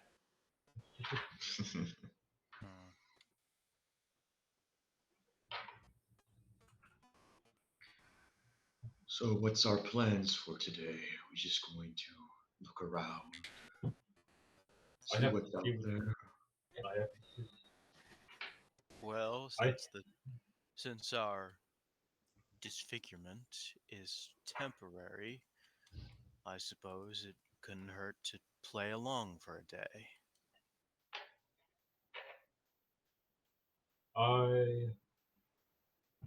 I would like to get to the bottom of this a little bit more. Some, something worries me here, and I think I know who to talk to. I don't know. It's just I've never encountered such magic, and how do we know? True. All we have is their word that this is temporary. You're correct. It is true that this is some surprisingly potent magic to be able to change us like this, even as indirectly as through the masks. Yes, maybe it's just my old mind thinking about the old times, but I want to be sure that this truly is as harmless as they're making it out to be. There may be some mental manipulation as well as physical. I see. You know, I would hesitate to ascribe malice to this, which doesn't seem to have any initial problems. It's certainly worth looking into, but It's more but the I fact that hesitate to assume the worst in these people when they're so kind. I Yes, think it's but just part of the festivities. But- What little magic I have, well, it's not much. But say would it transform us? It's certainly different, but I don't really consider it harmful in any way. if that was the case, then why was it such a surprise? Why didn't the man at the front tell us this is what would happen? Well, Oh, the he one at was the front- meant to. The old coat just forgets to tell people the most important part sometimes. He did also seem to assume that we already knew a lot about what would happen here. Like, assumed that a lot of that information is something we would have gathered from other places.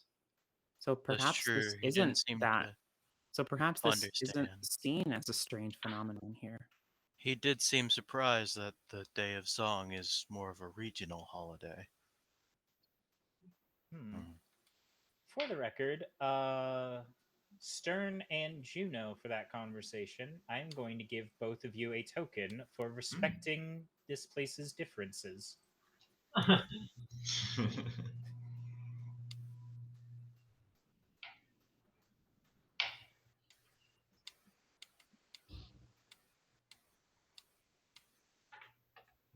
Interesting.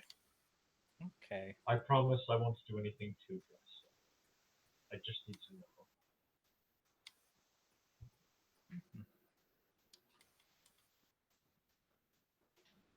I suppose no harm can come from enjoying ourselves for a bit. Day's young. Oh, And we looks are like not. the porridge is ready. Oh yes, your porridge. Looks delicious. Can I have that? Sure, of course. It was yours to begin with. Yeah, Oh. you did ask for it. Oh, I did. Oh. Sal, it will serve you up a nice hot bowl of porridge, Stern. It looks delicious. Kind of like eats most of it with his tongue, kind of like. Tasty. It always impresses me how you do that. I don't You remember have using my amazing tongue like dexterity. that before. That's odd. Oh well. Interesting. I think that is a new phenomenon. Zoe was doing something very similar. Similar when we were washing up. Well, in fairness, Zoe is quite strange, so I don't know how much of that we can attribute to maskery. She just kind of sticks her tongue at you. I'm thinking of that King of the Hill episode where it's like, I saw him talking to the Mr. Barrett's bottle. Thank you very much. I can't eat another bite. I'm just going to absent-mindedly pet Kindling a little bit. Okay, so is there any other preparations people feel like they need to do before getting out into town for the Festival of the Day of Song? Don't I think I'm so. ready. Okay. So, celebration is in full swing. Where's the description of the thing? Wrote something Full swing somewhere. at 6 in the a.m. God damn. I, Y'all party hard. it was only Zoe that woke up that early. Everyone else was taking their sweet time. I see. Yeah. I say I'm nocturnal. Right. I think I'm still nocturnal. I think that's how that works. I mean, everyone here has night vision, so. Correct answer. All right, so the Day of Song is going about. As you exit, you can see that the bright lights of the town, despite the fact that it's like midday, are still already up and shining. even more streamers than were up from last night are going off, and people are bustling about both through the streets and inside the many stalls and performance stages going about. Hmm. Seems busy. So, while the festivities are going on, I have written down a few things that you can choose to do, such as eat a bunch of unhealthy foods, survey local shops, see what kind of wares are being carried, play a few carnival games.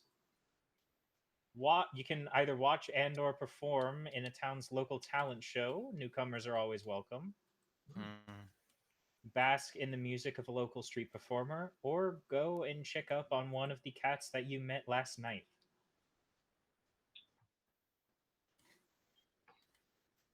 Oh yeah. On that note, Mm-hmm. I feel like one of my jokes went missed. Which was what? When I said, "Let me know when they get here," Yeah. I Oh no, wasn't I referring to heard the that. child. I Oh. meant the unbiased third party. Yeah, Yeah, I Ah. got that. I got that. I just didn't respond. Yeah. Okay. Yeah. Sure. Uh, Brutus will be like, while Zoe very much wants to play games and eat junk food, Brutus does want to at least talk to the fortune teller first, just Right. get to his investigation.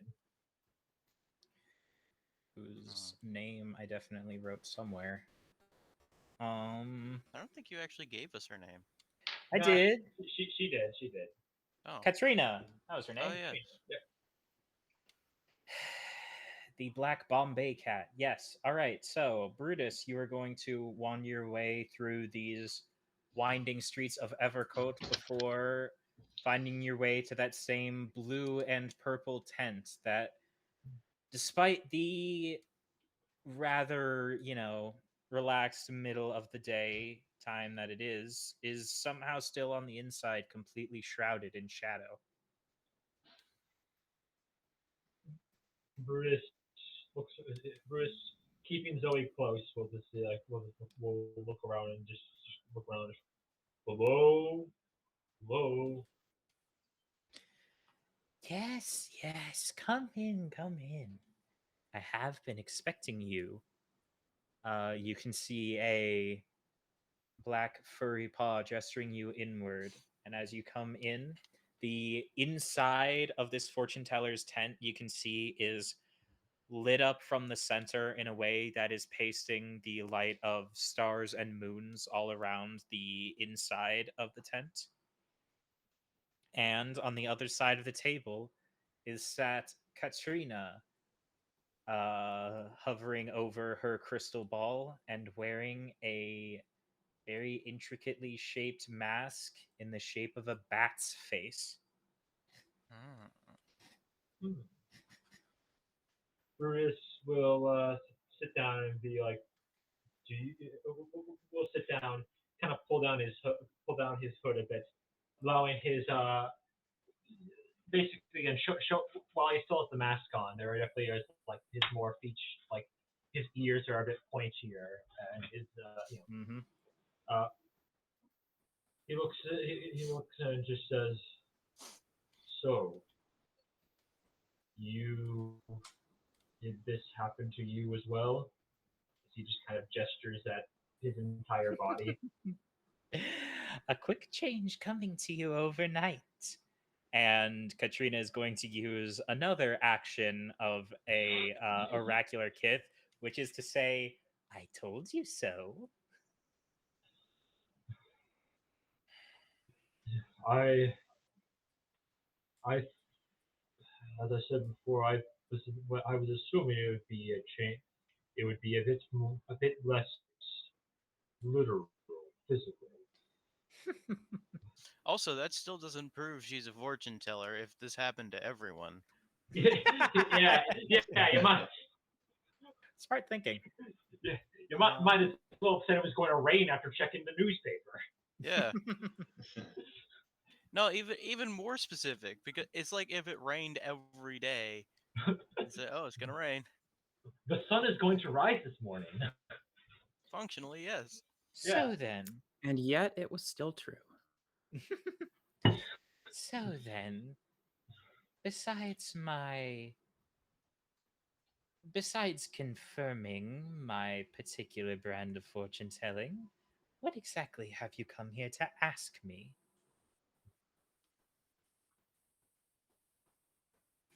I don't know. It's like he's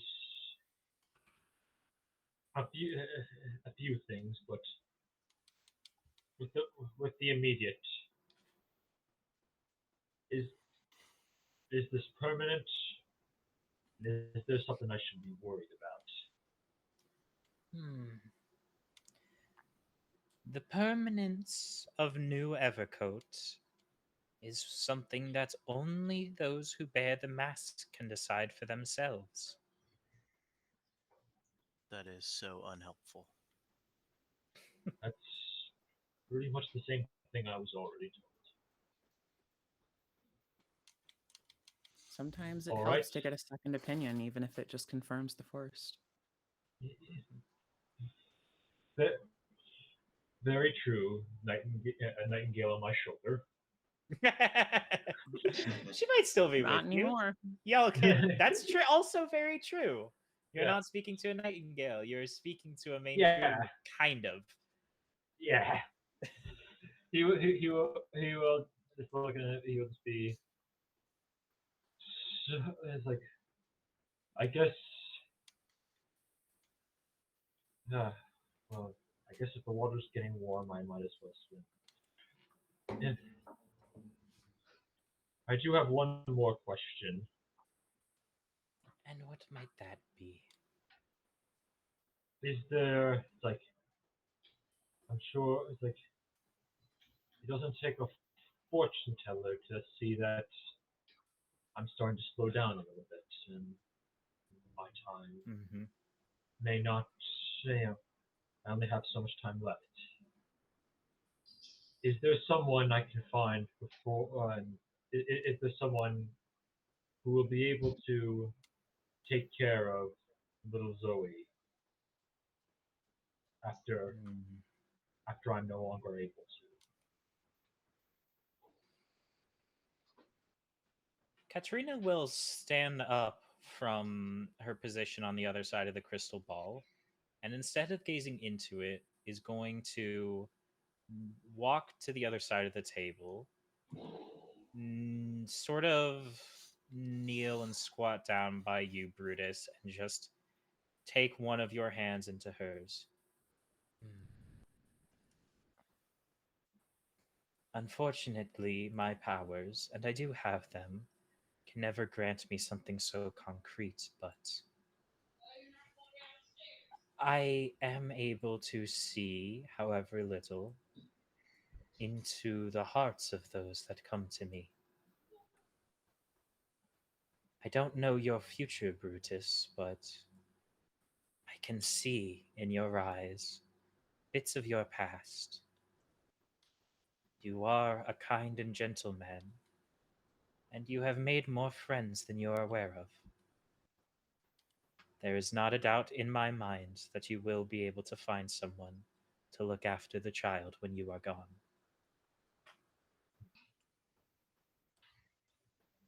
Thank you for your wisdom.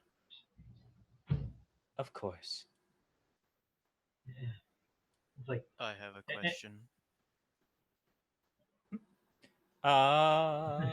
Sure, go ahead. You say you can see people's past. Do you mean that metaphorically or literally? Such is the difficulty of magic. It can be both or neither, but usually not one or the other. Once again, that is entirely unhelpful, but I'm just going to work with it. Would it be possible for you to tell me my name? Hmm. She gives a heavy sigh. I'm afraid that is a discovery that you are going to have to find on your own. Hmm, But I wish you all the best in that journey. I see.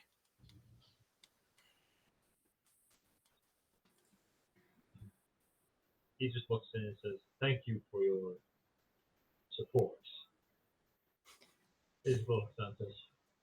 Because you can't really call that a service. Yeah.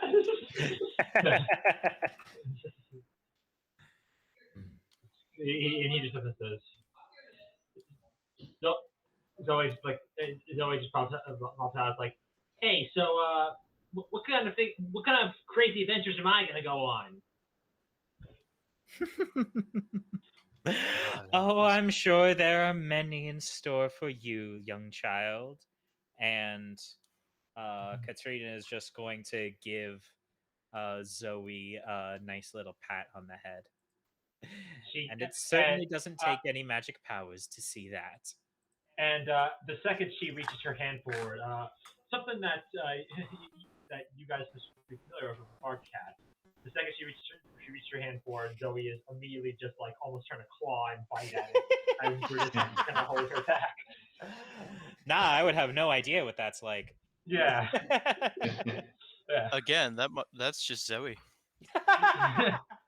Nah, that's definitely more cat behavior than I'm used to seeing from her. Yeah. So, he'll just like, "Please, Zoe, let's not make a scene." But scenes are fun. Come on, let's get a deep fried popsicle.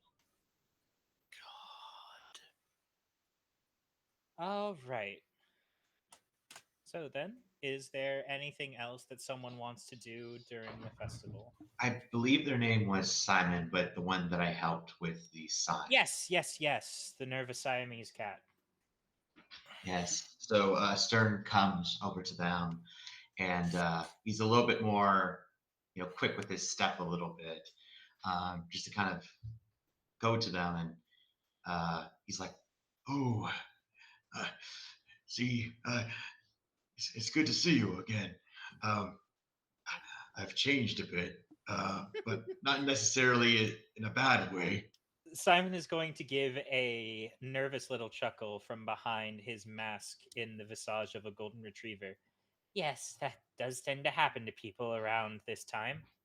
Oh, it's so fun. I feel a little bit better.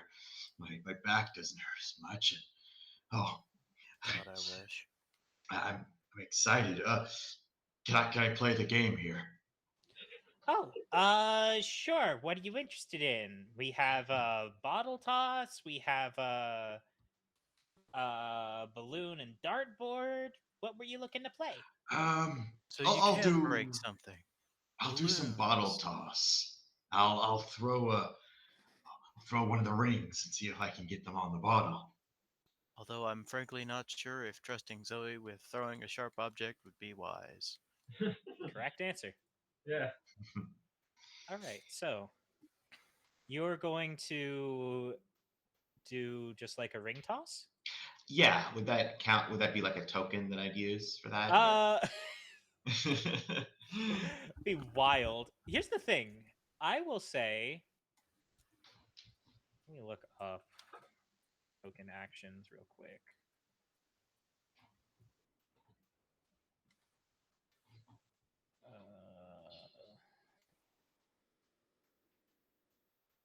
No. Where's the thing? Why is this book so hard to navigate? What do you win? What am I in? No, what do you win? Do you win? I'll figure that out if it happens. Oh, okay, damn. Okay.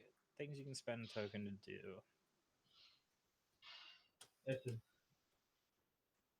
They're okay. only going. I'm not gonna say that. I'm not gonna say tossing a ring is anything strenuous enough to require a token.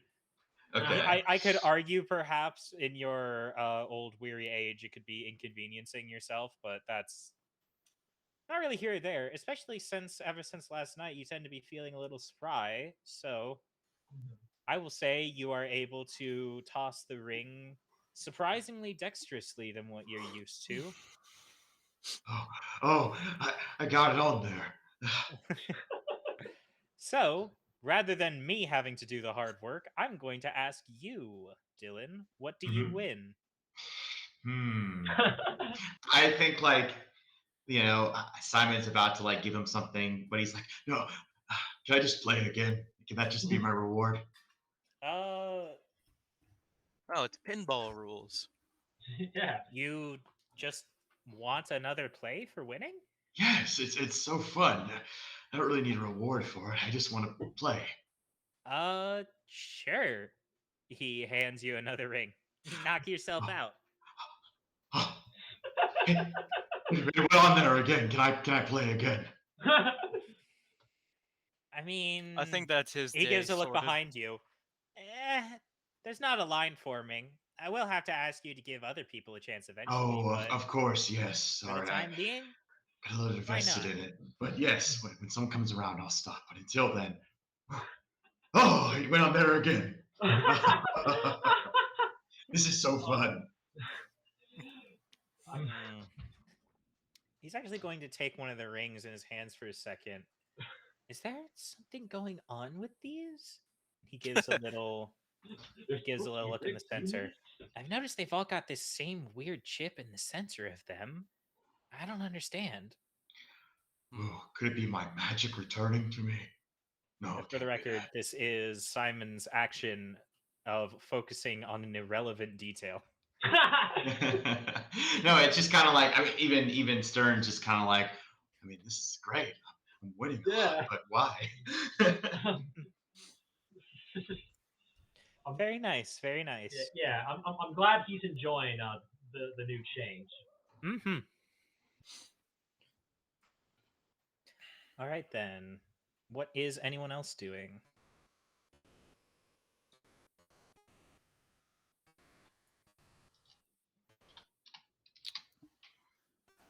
I would like to just sort of wander around like I did last time, but this time I have a comically large cotton candy with me. All right. Then I'm going to ask the nameless soldier a question that the carnival nature can. 2 feet. So big. Okay. Gotcha. Not the answer I was looking for, but thank you very much. The nature of the carnival will ask, what will lure you deeper into the chaos?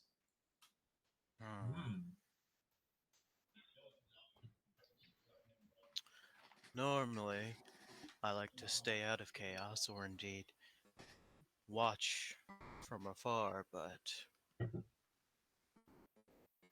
if I were called to intervene, I'm sure I would know. All right, then. I can do non-answers too.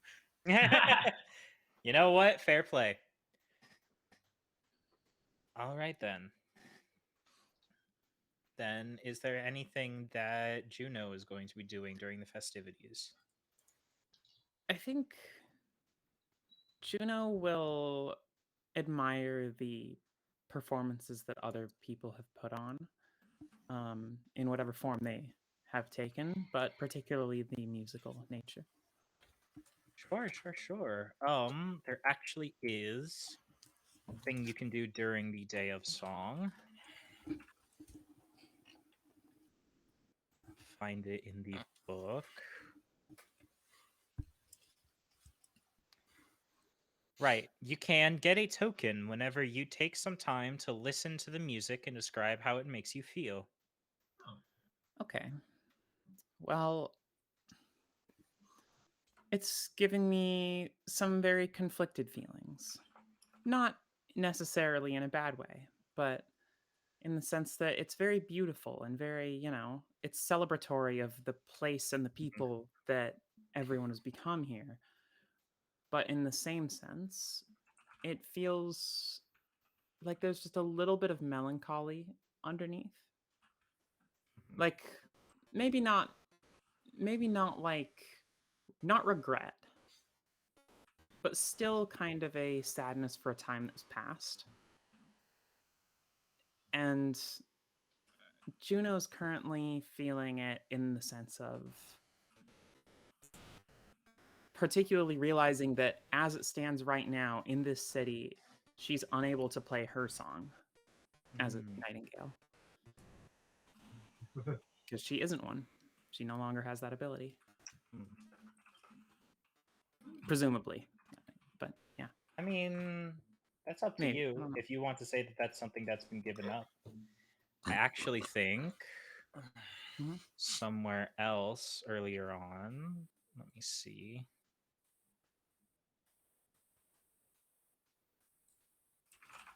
Or if not been given up, more in the process, like knowing it, I knowing or actually suspecting no that no it no will no be. no. Maybe? I actually think that's very good.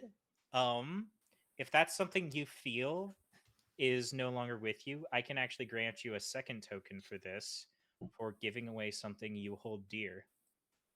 Yep. Oh, well, I suppose so then. Mhm. Mhm.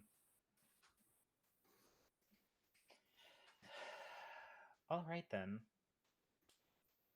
Um, as then you are taking these things in with this sort of that sort of melancholic nature, a familiar voice is going to speak up from behind you.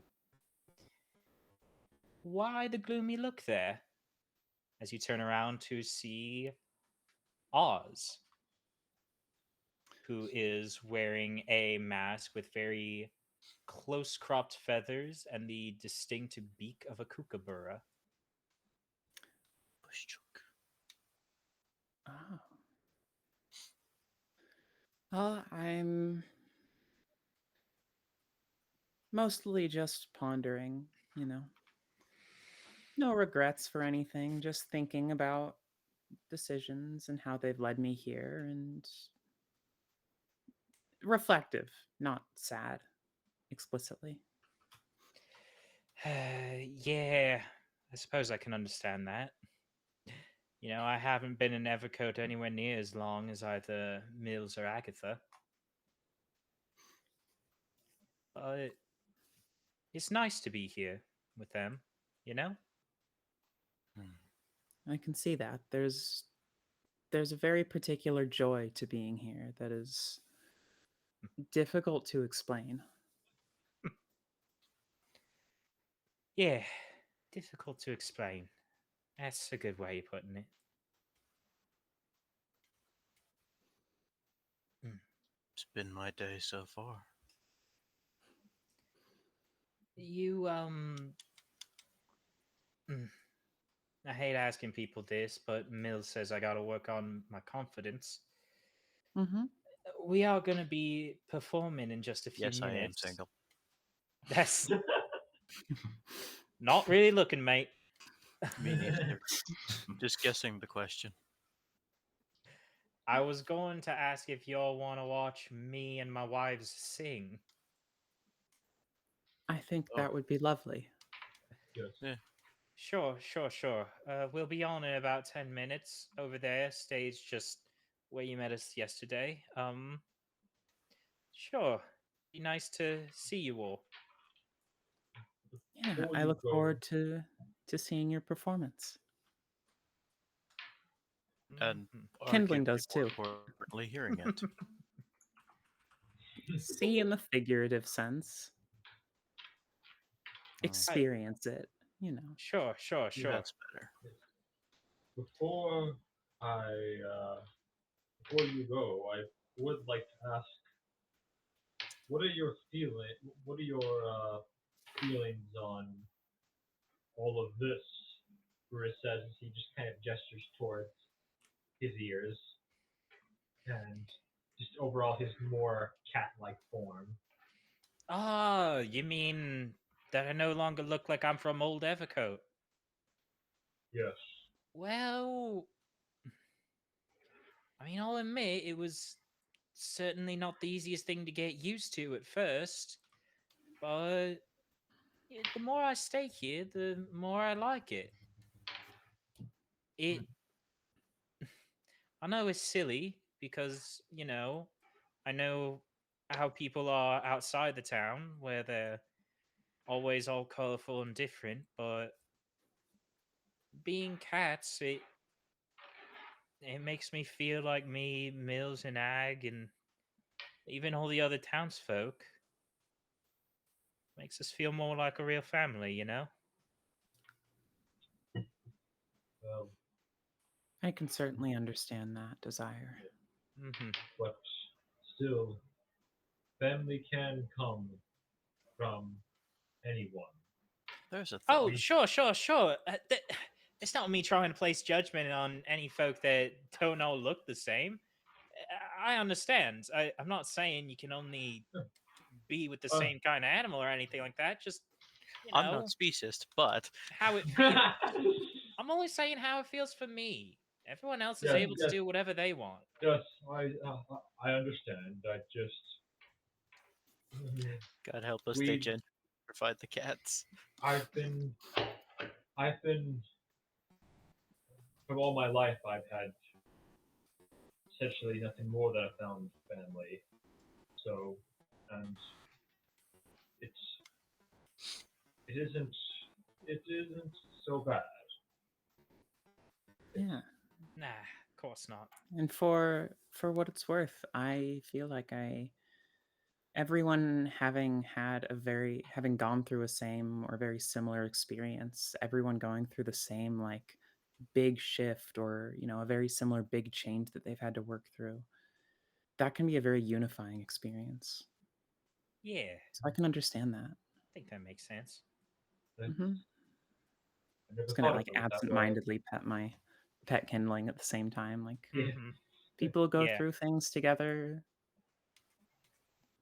They feel family, you know? Exactly. Well, as much as I'd like to chat about the nature itself and all that, I do have a musical number and a couple of gals waiting for me. Yes. Nice to Good talk luck. and see with you folks, though. Yeah.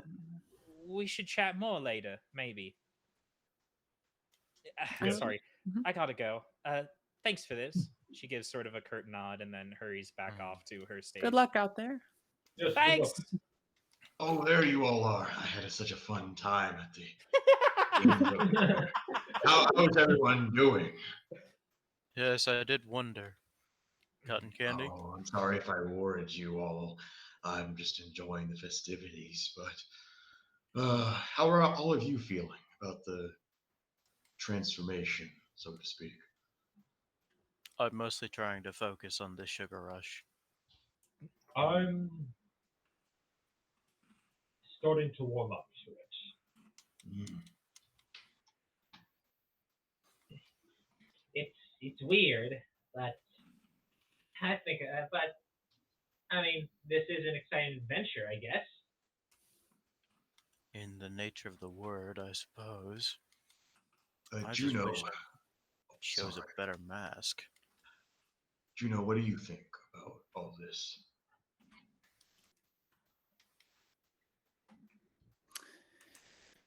Honestly, I I find this very thought-provoking. I don't know if exciting is the right word for it right now. Only because this is it's certainly intriguing and very, very enjoyable. It I don't know the right words for it. It feels close to the heart. Hmm. I certainly get that as well. I'm very much enjoying my time, as you could say, as a cat.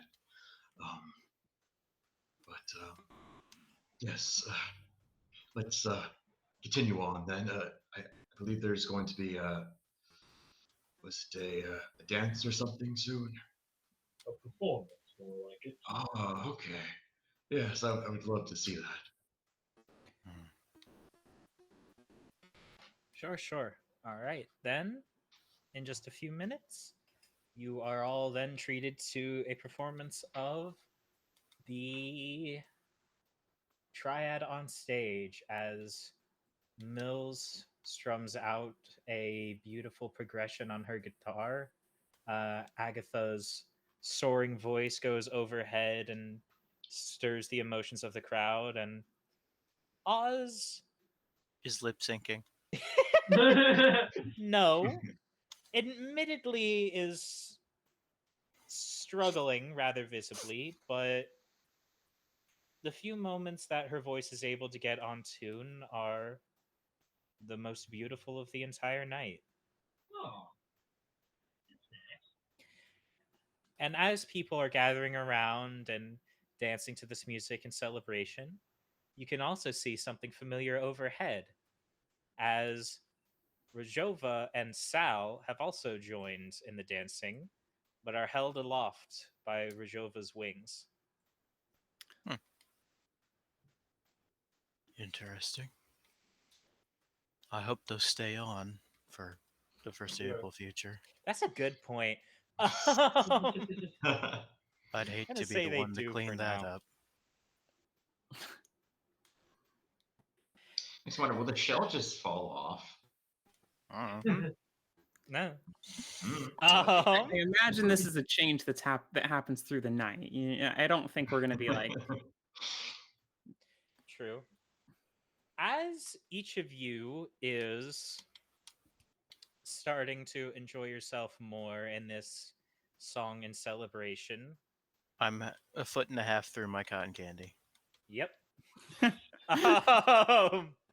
Dang, that's impressive. Be sure to brush your teeth tonight. It's been 3 hours. I'm sorry, just describing cotton candy in terms of length is the best visual you could possibly give me. Yes, Just- absolutely. Oh my god. Height specifically. Height specific. Wait, so have you been like pulling down this 2-foot cotton candy to eat it like top down? Yes. Okay, cool. alright. Incredible. So as you all are starting to lose yourself in festivities, something beckons each one of you in a certain direction. No thanks, I still have cotton candy. It's a little different for each of you. I don't need more yet. For Brutus, you notice that between the alleys of stalls, there are these watching eyes piercing out through the dark. Not particularly off-putting, though. In fact, as scary as that imagery might sound, there's this odd aura in their gaze that seems to be asking you to come towards them. For Stern, your connection to the small and forgotten gods is telling you that there's something waiting for you down a seemingly unused path towards the outskirts of town. For the soldier, who made sure he kept a very good idea of where all the roads were leading, you notice that one of the paths isn't going the direction everything else is. It's not just winding aimlessly through town, nor is it going inward. It seems to be winding to the outside. And Juno, you notice strange lights that are wafting through the air on some unseen current. Ones that aren't coming from the festival or any booths. Something that's leading you out beyond the town.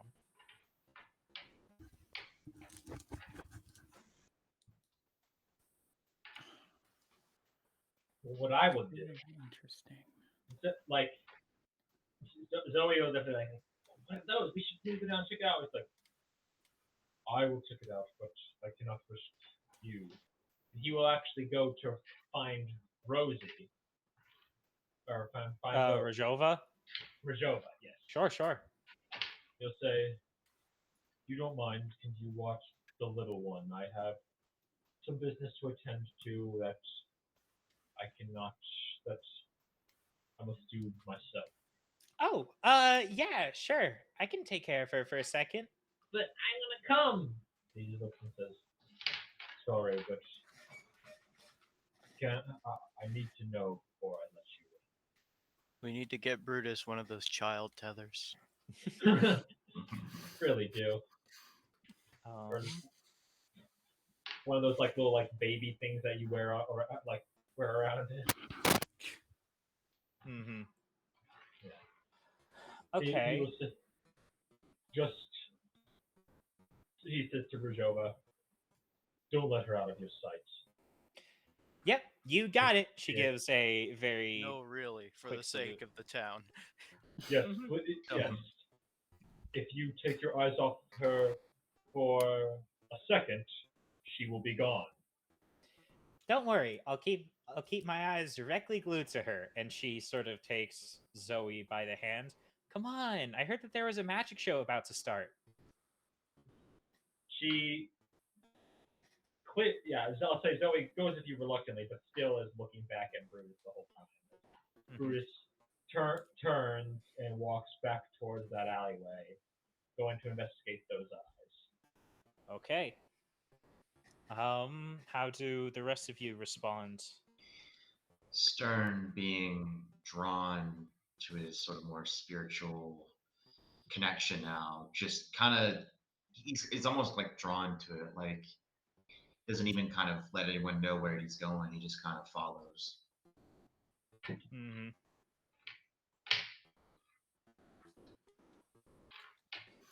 All right.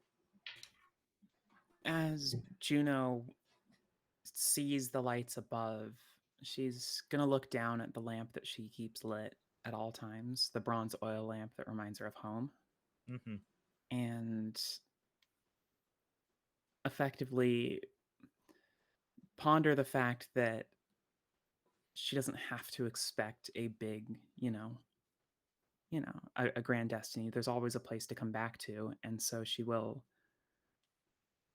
take the path that seems to be in front of her right now, and she'll follow those lights, at least for now. Okay. I see And this path that I seem to, I don't know, probably not have missed earlier, but haven't seen before. And my sense of, if not completion, just distrust of the uncharted. I'd rest my hand on my sword as more of a comforting gesture than anything else and start my way down the path. all right. Then, as each of you makes your way towards these different signs, you can't help but notice that you've all seemed to converged on this stone path through town that seems to lead to an area outside of everything. A path that, the further you go down, you notice the streamers begin to thin, the lights of the festival are dimmer, and the glorious sound of the song grows a little more quiet, save for one single voice humming a solitary melody. The closer you get to it, the more you recognize that that melody is one that you've been hearing all day. A tiny little motif that every single performer has laid into their song in at least one portion. In fact, now that you think about it, you almost caught yourself humming that same tune when you first walked into the city gates of Evercote. The closer you get, the more prominent that one voice is. It's the voice of a little girl, singing a melody that is neither happy nor sad, not sweet nor dour, but nonetheless so captivatingly charming that you cannot help but feel yourself drawn towards it. The more you find yourself wandering out of the town towards the voice, the trees begin to close in overhead of you. The path is no longer illuminated by the lights of the festival, but instead by numerous incandescent specks that seem to drift calmly through the air, floating lazily on some unfelt breeze. And at last, when the voice is at its highest, you come across a stone hallow where a young ragdoll cat girl is sat, singing wordlessly to herself. Around her are 15 different small and forgotten gods, each one lying down, seemingly asleep. None of them have any specific form, instead being strangely alien but comforting little shapes with the most basic of faces. They're each a unique shade of some pastel hue of the same colors that adorn the festival. Also around the girl, scattered around the hollow's floors and up its walls, are thousands of masquerade masks of different cats. And upon her face, where the light of the forest can only just barely illuminate it, is a mask so old and worn that whatever animal it used to resemble is completely lost to time.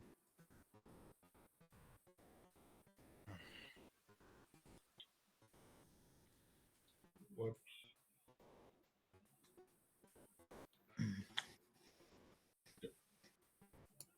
And as the last few notes of her song trail off, she then looks up at each of you and says, "Hello there. My name is Jem. It's nice to have all of you here." Very nice to meet you as well, Jim. Were you calling us? Mm, not With the specifically lights calling holograms, you, perhaps. just. I could sense that all of you were new. I know And that new people to Evercoat can be rather put off by the town's ways. where might I here think that be? is. Where might here be? Yeah, Hmm. because this doesn't feel.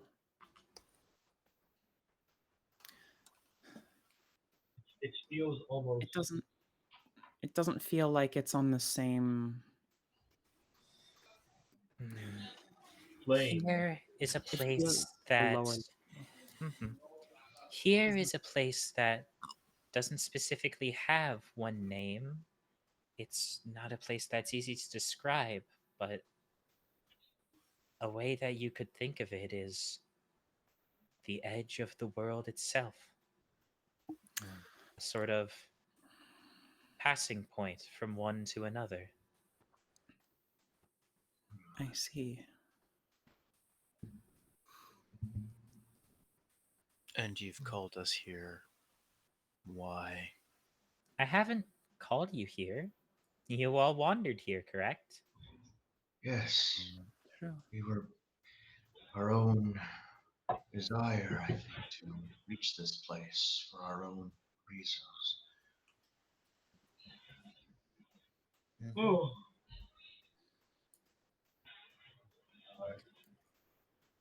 I Can you? suppose if you're wondering why I think all of you are here, is there something you've been wanting to ask? Many things, but I don't know if you would have the answers. Yes. Then please ask away. I, for a long time, I've existed on this world. Fought in the war. Well, fought not necessarily. I healed many. I tried to save as many lives as possible, despite what happened to my body in the process. And in that time, I felt like I lost a connection with the small and forgotten gods. I felt like I did something wrong. After the war, I wandered for so very long. I'm not sure exactly why. I just felt compelled to do so, like something was missing from my life. Mhm. What is it that you're asking me specifically, though? I'm not sure if you will exactly have the answers for me. What exactly is missing from me, and why I feel like I've lost a connection with the world. But after my time here in the town, I feel like, how do I say it? Like I've found a new part of myself. Like while I do enjoy the times that I spent as a tortoise, I perhaps want to try something new and see if that will make me feel whole, so to speak. Hmm. Well, you're certainly not the first person to ever come to Africa to feel that way. That's what I think is so great about this town. It provides people a chance to feel at home somewhere. And if it's your connection with the gods that you've been feeling is lacking, well, I can't say that everything that goes on here is their doing. In fact, more than a little of it is my own, but they do have a strong presence here. Hmm. Well, if that's the case, then I think I've decided then I wish to stay here, if the inhabitants will allow it. I think that the people would be very, very happy to have you. Hmm.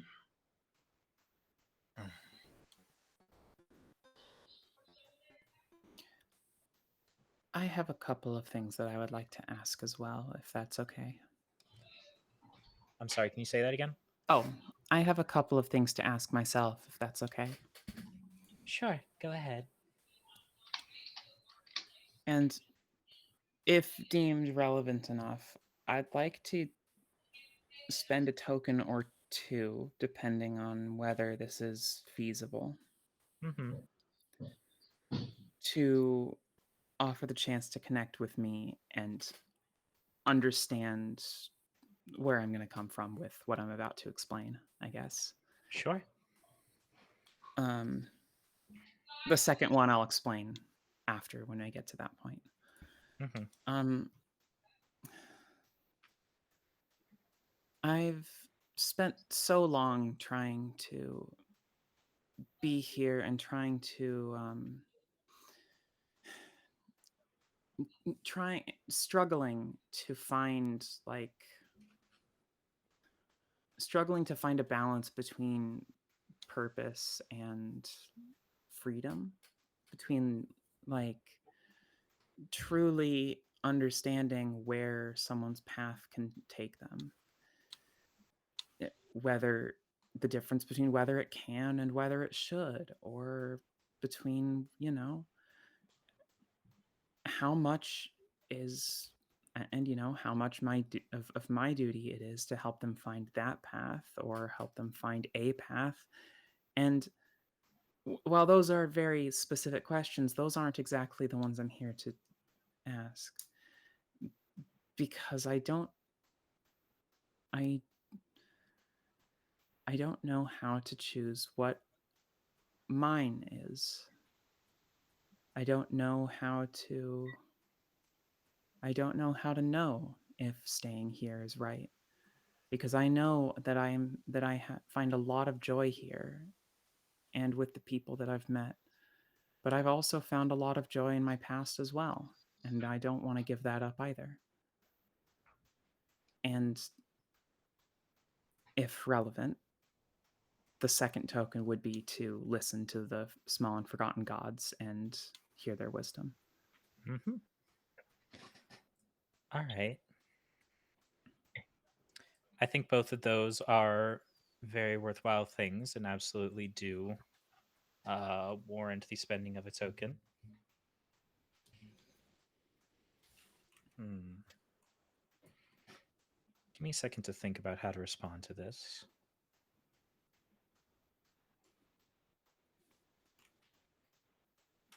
Hmm. Hmm. Hmm.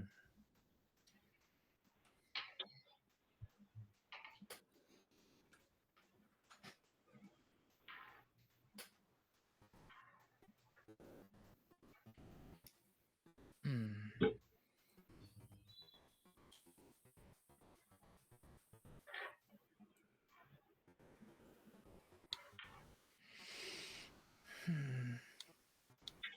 You are putting forward a very difficult question, Juno. But I suppose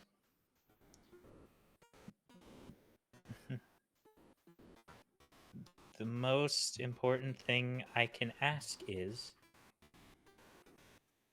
does it matter? And more specifically, does it matter to you whether you stay or go?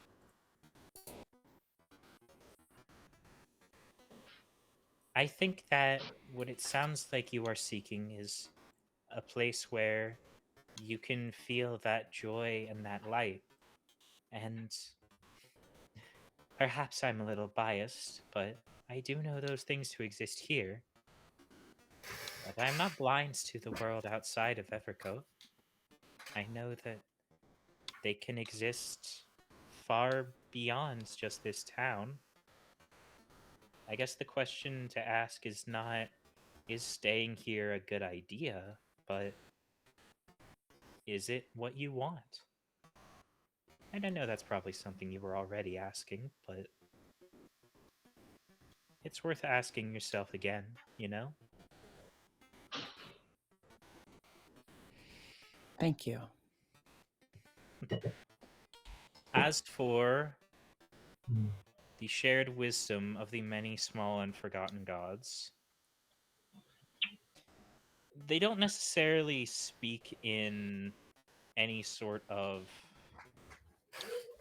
They don't give you a direct, like, actual answer in words because Mhm. in this realm, in this area, the gods are very much currently without even physical form, and so Mm. their responses are not going to be immediately tangible, but you can get this sense of choice and being and who and where you are things that, are never easy things to decide, but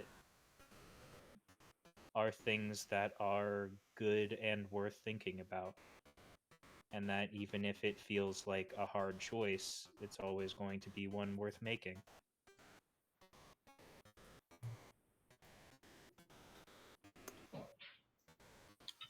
I see.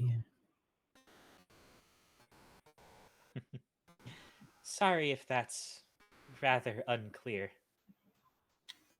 No, no. That I think that gave me the right direction to start thinking about things. Good. Thank I'm you. glad.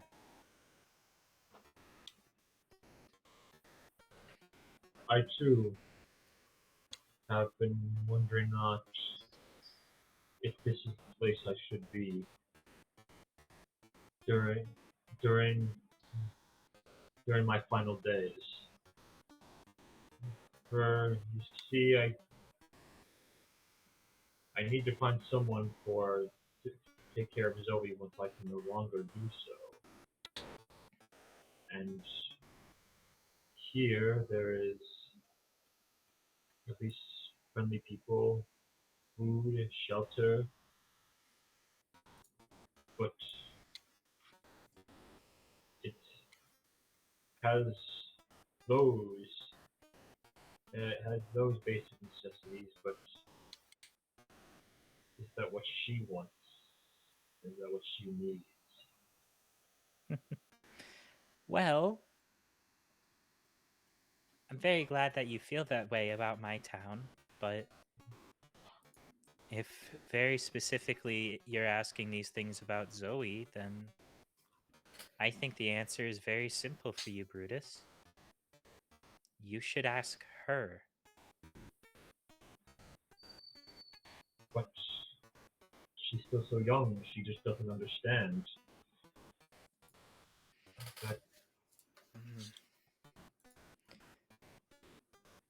It can be a difficult thing to grapple with, and I understand in circumstances you're having to do so much earlier than most guardians of children would plan to, but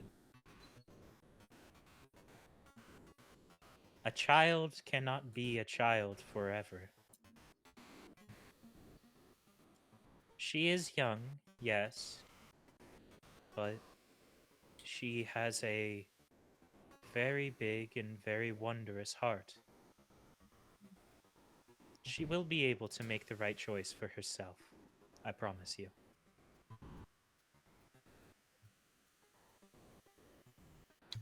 Very well.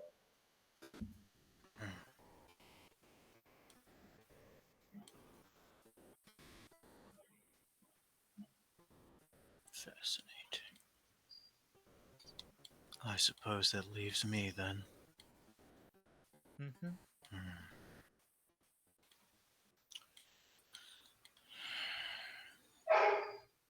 I have spent the entirety of my living memory fighting for survival. I've never let myself relax even for a moment. And now there's no longer a place for people like me in peaceful society. Which is why I wander and continue to wander. So that I don't inconvenience others with what I've turned myself into. And even so, one question persists. One that would give me information that is almost entirely useless to me now, but still I search for it. What is my name? Mm. That is certainly a lot of things to deal with. And I could say quite a bit about everything that you've said, but to answer the much more direct question,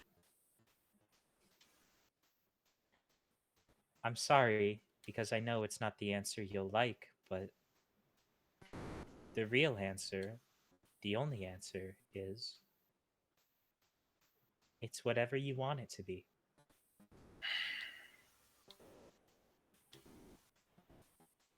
I see.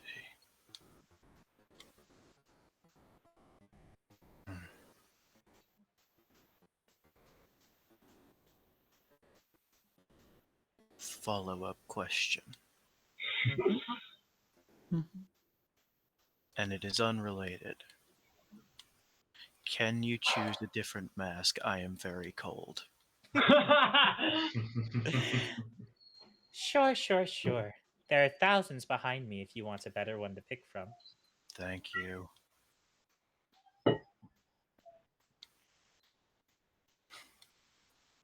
Would you like to describe the new mask that you decided to take on? Anything with fur. Okay. Excuse me while I browse my list of cat breeds for the thickest, furriest cat. Yeah, as like I already gave Maine Coon to Juno. Norwegian unfortunately. forest. Norwegian forest is the correct answer. Big fucker. All right. And as soon as you place it on, it's not like an immediate like comical poof outwards, but Aw, you can feel I feel thicker. You can feel thicker fur starting to slowly grow out of your skin once again. So much more disturbing than I meant for that to sound. Those are some very thick boys, though. Yes. You feel yourself grow thicker. All right.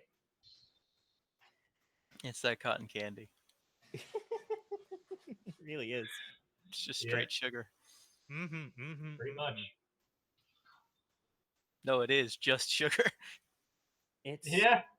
been very nice talking to all of you.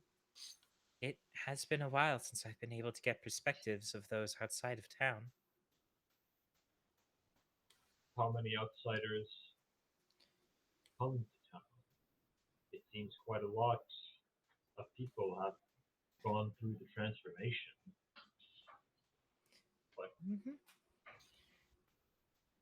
I know it can seem strange, but I think the reality is the people of Evercoat like being this way.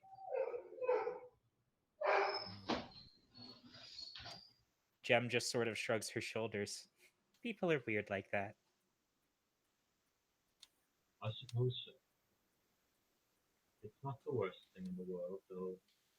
I do miss how strong I used to be, but that could just be down to my age as Maybe. And don't worry. Depending on what you decide, these changes might be reversed as easy as waking up tomorrow.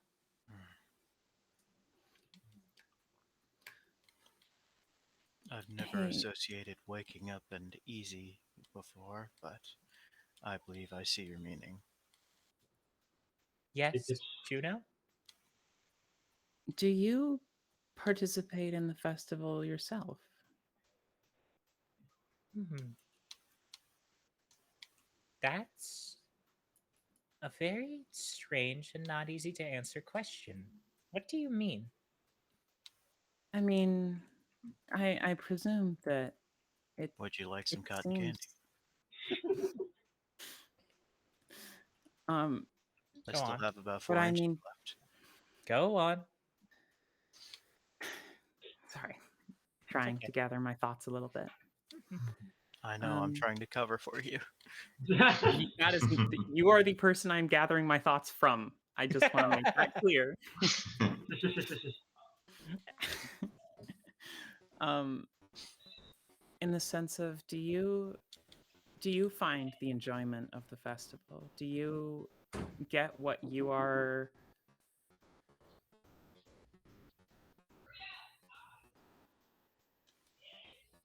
I am the spirit of the festival itself. So I guess the simplest answer is of course I understand all of it. All of the joy, all of the change, all of the quiet meditation, yet loud, joyous celebration. You know, in some sense, I am the cause of everything. I am the and one that makes the masks, and I'm the reason that the people are changing. My God, I'm so tempted. I But think I have the words I'm looking for now. everyone likes that. So I don't see anything wrong with it. Yeah, I don't mean to say there's anything wrong with it. What I mean to ask is, like, you do all of this for so many people and making them so, giving them the opportunity and the choices they have to really think about what they want. And I want to know if you are also getting that, like,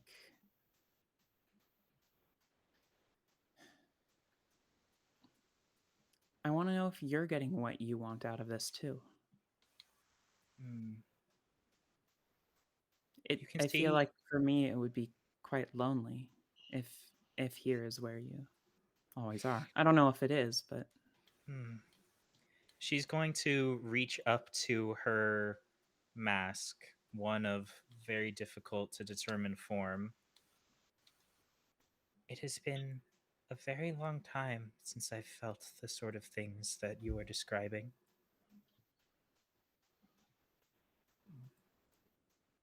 Do you know why it's so impossible for me to make out what my own mask is? It's because Well, I imagine it's hard to see because you're wearing it. it's because I've just been a cat for so long. I don't even remember what I used to be. And the weird thing is, I don't feel sad about that in the slightest because it doesn't really matter whatever I was. I'm who I am now. yeah. I like being that. And I'm not lonely out here. I've got everyone else in town. Everyone else gets to be my family. So, yes, I am quite content with the way things are. Thank you, Juno. I'm glad. I have one final question. Sure. I've been a pilgrim for quite a while, but now that I've decided to settle down here, does this town need something like a caretaker? Someone to watch over things, to be Well, there for it? there's always the position of mayor, though you'll have to be voted in. We can't just give that to you. Hmm. But regardless of what positions might be available, there is always room for more people. I think that's more important. I see. Well, I guess I'm running for mayor. It seems You'll have What's stiff your campaign competition slogan? against the current one. Oh, even if I don't win, uh, it's simply fun being a part of that with the community. Mm-hmm. politics is fun. It should be all lived in times of peace. Mm-hmm. What was that? Sorry? Brutus was blacked himself and so politics are fun. This truly is a time of peace. Yes, indeed. But I think I've kept you all long enough.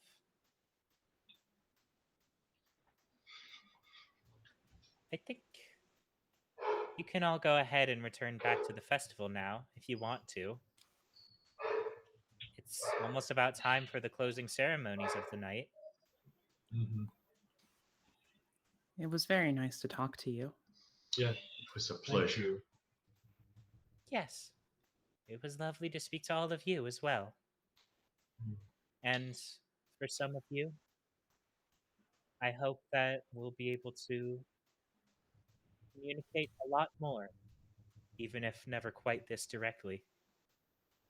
Hmm. Perhaps somewhere down the line, but well, perhaps I'll be seeing you on the other side. Perhaps. Farewell, friends. She gives one last final bow, and then raises her head back up and goes back to singing her song. Brutus will again just give just a small bow before heading back. Stern will start humming that song as he kind of heads with everyone else back to town.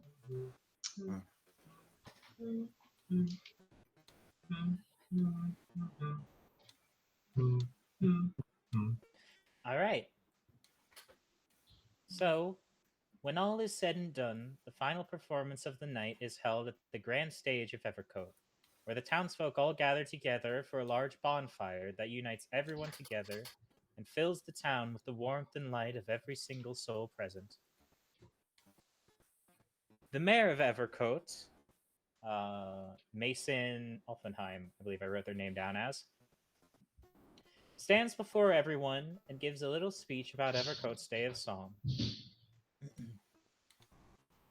Today is a day that we stand in remembrance of old Evercote, and also in memory of our past selves. And it is a celebration of that time, for no soul should ever be made to feel ashamed of who they were. But we also stand together in celebration of who we are now. Friends, lovers, neighbors, even more than that, we, the people of More than Evercote, neighbors. are family.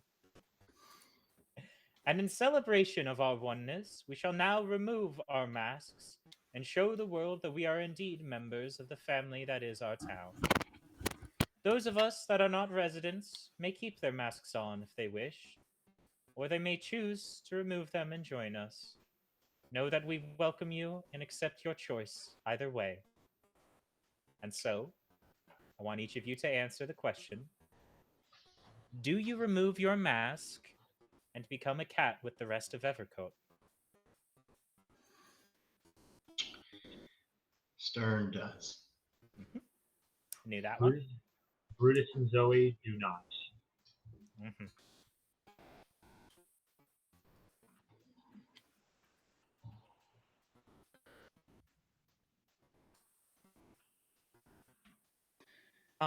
For those of us who are still pondering, Juno will. Juno will. Okay. Interesting. Mhm. I will not.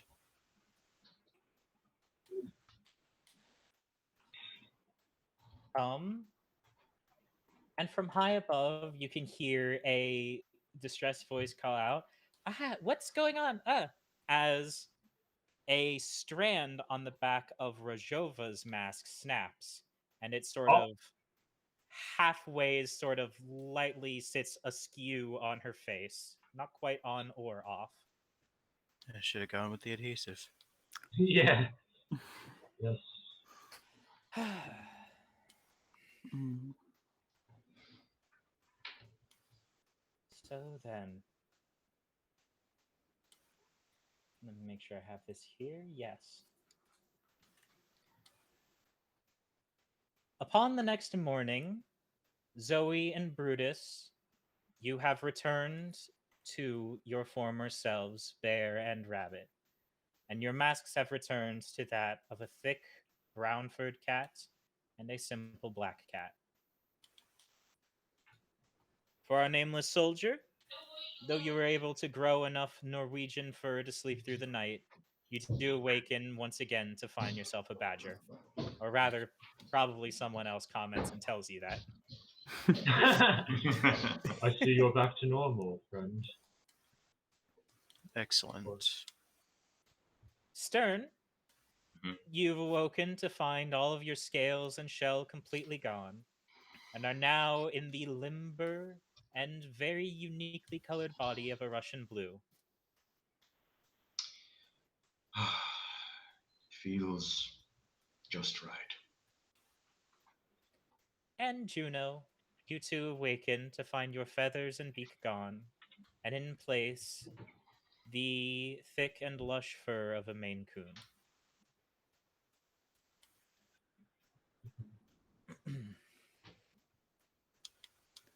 Those of you that have chosen to stay, I have one final question for you.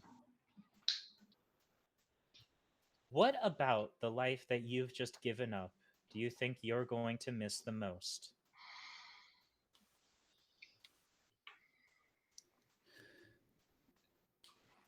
In a way. And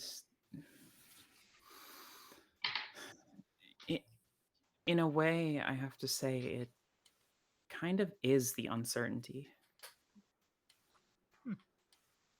It's because with every choice I do make, that always leaves behind something else. Like, even if that other option, like even with the most obvious choice, the most obvious decision I could ever possibly make, not that this is that decision, obviously, but Sure. it always closes off the other route. That's at least with decisions of this caliber. Mm-hmm. And so, with having spent so much of my life trying to just light up the next few steps and take a couple steps at a time and try to figure out where I want to be, even just moments from now, and everything else being foggy, the sudden clarity that I have that this is now my home. This is it's unfamiliar, and yet it's also the most familiar because I can finally see that clearly. And so in a way, I'm kind of nostalgic for the time when I didn't know where I would be going. because now I'm here.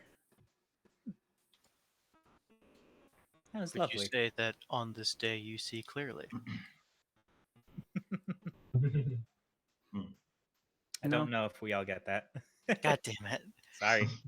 Maybe. I probably Would don't. you get say everything has come to life? that. No, I'm not gonna say that. No, Goddamn. but I'll explain the joke later. I'm fairly certain I get it, but maybe not. Anyway, that's my answer.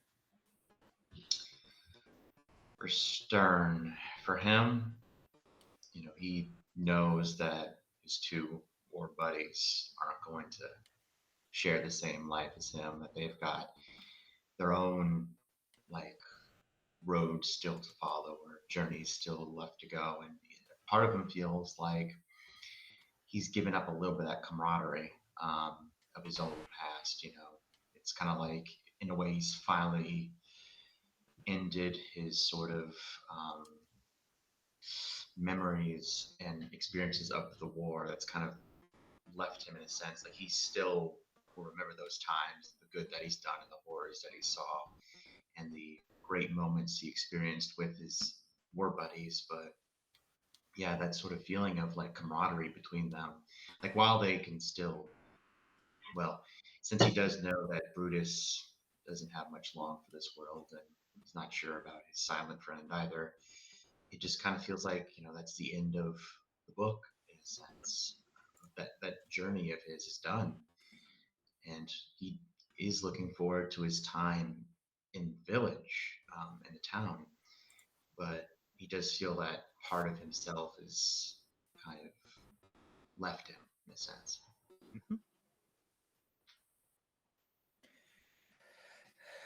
All right, that's very good. And then for those of you that are about to leave, your final question. Even though you've chosen to leave the town of Evercote, what about it will you carry with you for the rest of your journey? So, the main reason I decided to leave, well, was because of Zoe. She likes the place, but she's always on the move. And she wanted to see more of the world. But the thing I say I probably learned the most would be to keep an open mind, learn about the learn about the traditions, and things may seem strange at first, but in their in their own little way, you'll learn to love the culture of these new places that you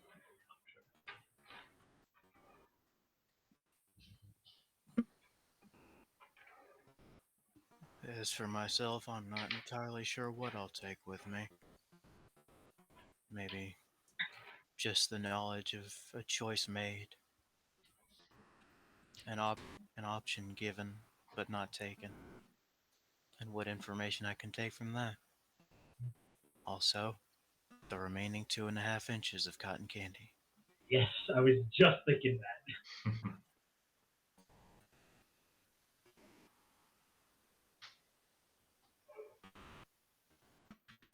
Very good. So then, as Brutus, Zoe, and a nameless soldier are getting ready to leave, you are once again accompanied by Rajova.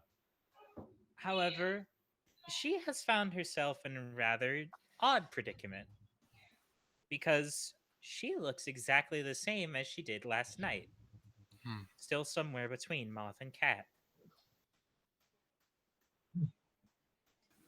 And the reasoning behind this is that Rajova has decided that Evercoat and Sal are her home, but that she still has other work to do for the small and forgotten gods first. So, even if her feet and wings need to tread somewhere else in the world, her heart is still always going to be back here. So, for the time, she is both resident and wanderer.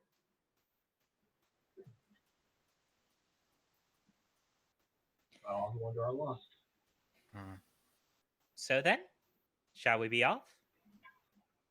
May Yes. as well. He will look. He will look to the other two, and will just say, "Thank you for everything you've done for us on our journeys. I hope you.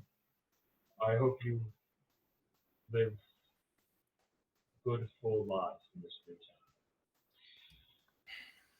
Until we meet again, my friends, either in this life or the next, but just know that you both, and little Zoe as well, will always have a place in my heart. Yeah, that's mushy. It truly was a pleasure knowing you all. And I hope that for what time we knew each other, I was able to help light your path in some ways. And Rojova, I hope we do. I hope I do see you again. Not too long. Sure, That's of all. course. All right. Then, with goodbyes said and those of us who have decided to start routes starting, the rest of the group goes onward throughout the Haithland to wander evermore until they may one day find their homes. And I think that is going to be the end of our story tonight. That was very nice. So good. Yeah. Thank you. That was Thank you. really, really nice. Yeah. This game, just listening to it, is always emotionally draining. I know. Yeah. Good Lord, do I know. Ari did it the first year we had it on here, and she literally had to take a nap afterwards. She was spent. I just Yep. might, but that's Mhm. because I've been practically sleep deprived this entire game. So It's so Right, relaxing. Yeah. I'm not This- doing a voice. This is morning voice. True. All right. Then thank you, all of you, for joining me on my game and my little story that I told. Yeah. I think we'll I give. think you would have crucified me if I didn't. It's not necessarily true. Uh, I think we'll have one last go around for people to say their names. I have been Violet or Rosie Ayers, and you can find me and my music at Sparkling Vinegar, vinegar spelled with a Y, .bandcamp.com, where you can listen to my music. I am Sasha Hall, and cotton candy is always best measured. I am Joe. Known as Writing with Joe. My website. I can find that also that handle on Tumblr. And yeah, just keep a lookout for a few of my projects. Big one I already talked about on Friday was on Tumblr. There's the prologue to Bleak Winter has been released. It was a story released in chapters based on a campaign I played with Dylan here for the Kids on Bikes. It's a lot more. Like it's sort of kids in a small town solving mysteries, but this time it takes place during the winter in the early 2000s. So a bit of a different tone and setting to all that. The other thing you can keep a lookout for is my screenplay, The Enlightening, which has been going around the contest, and this time I actually have a few contests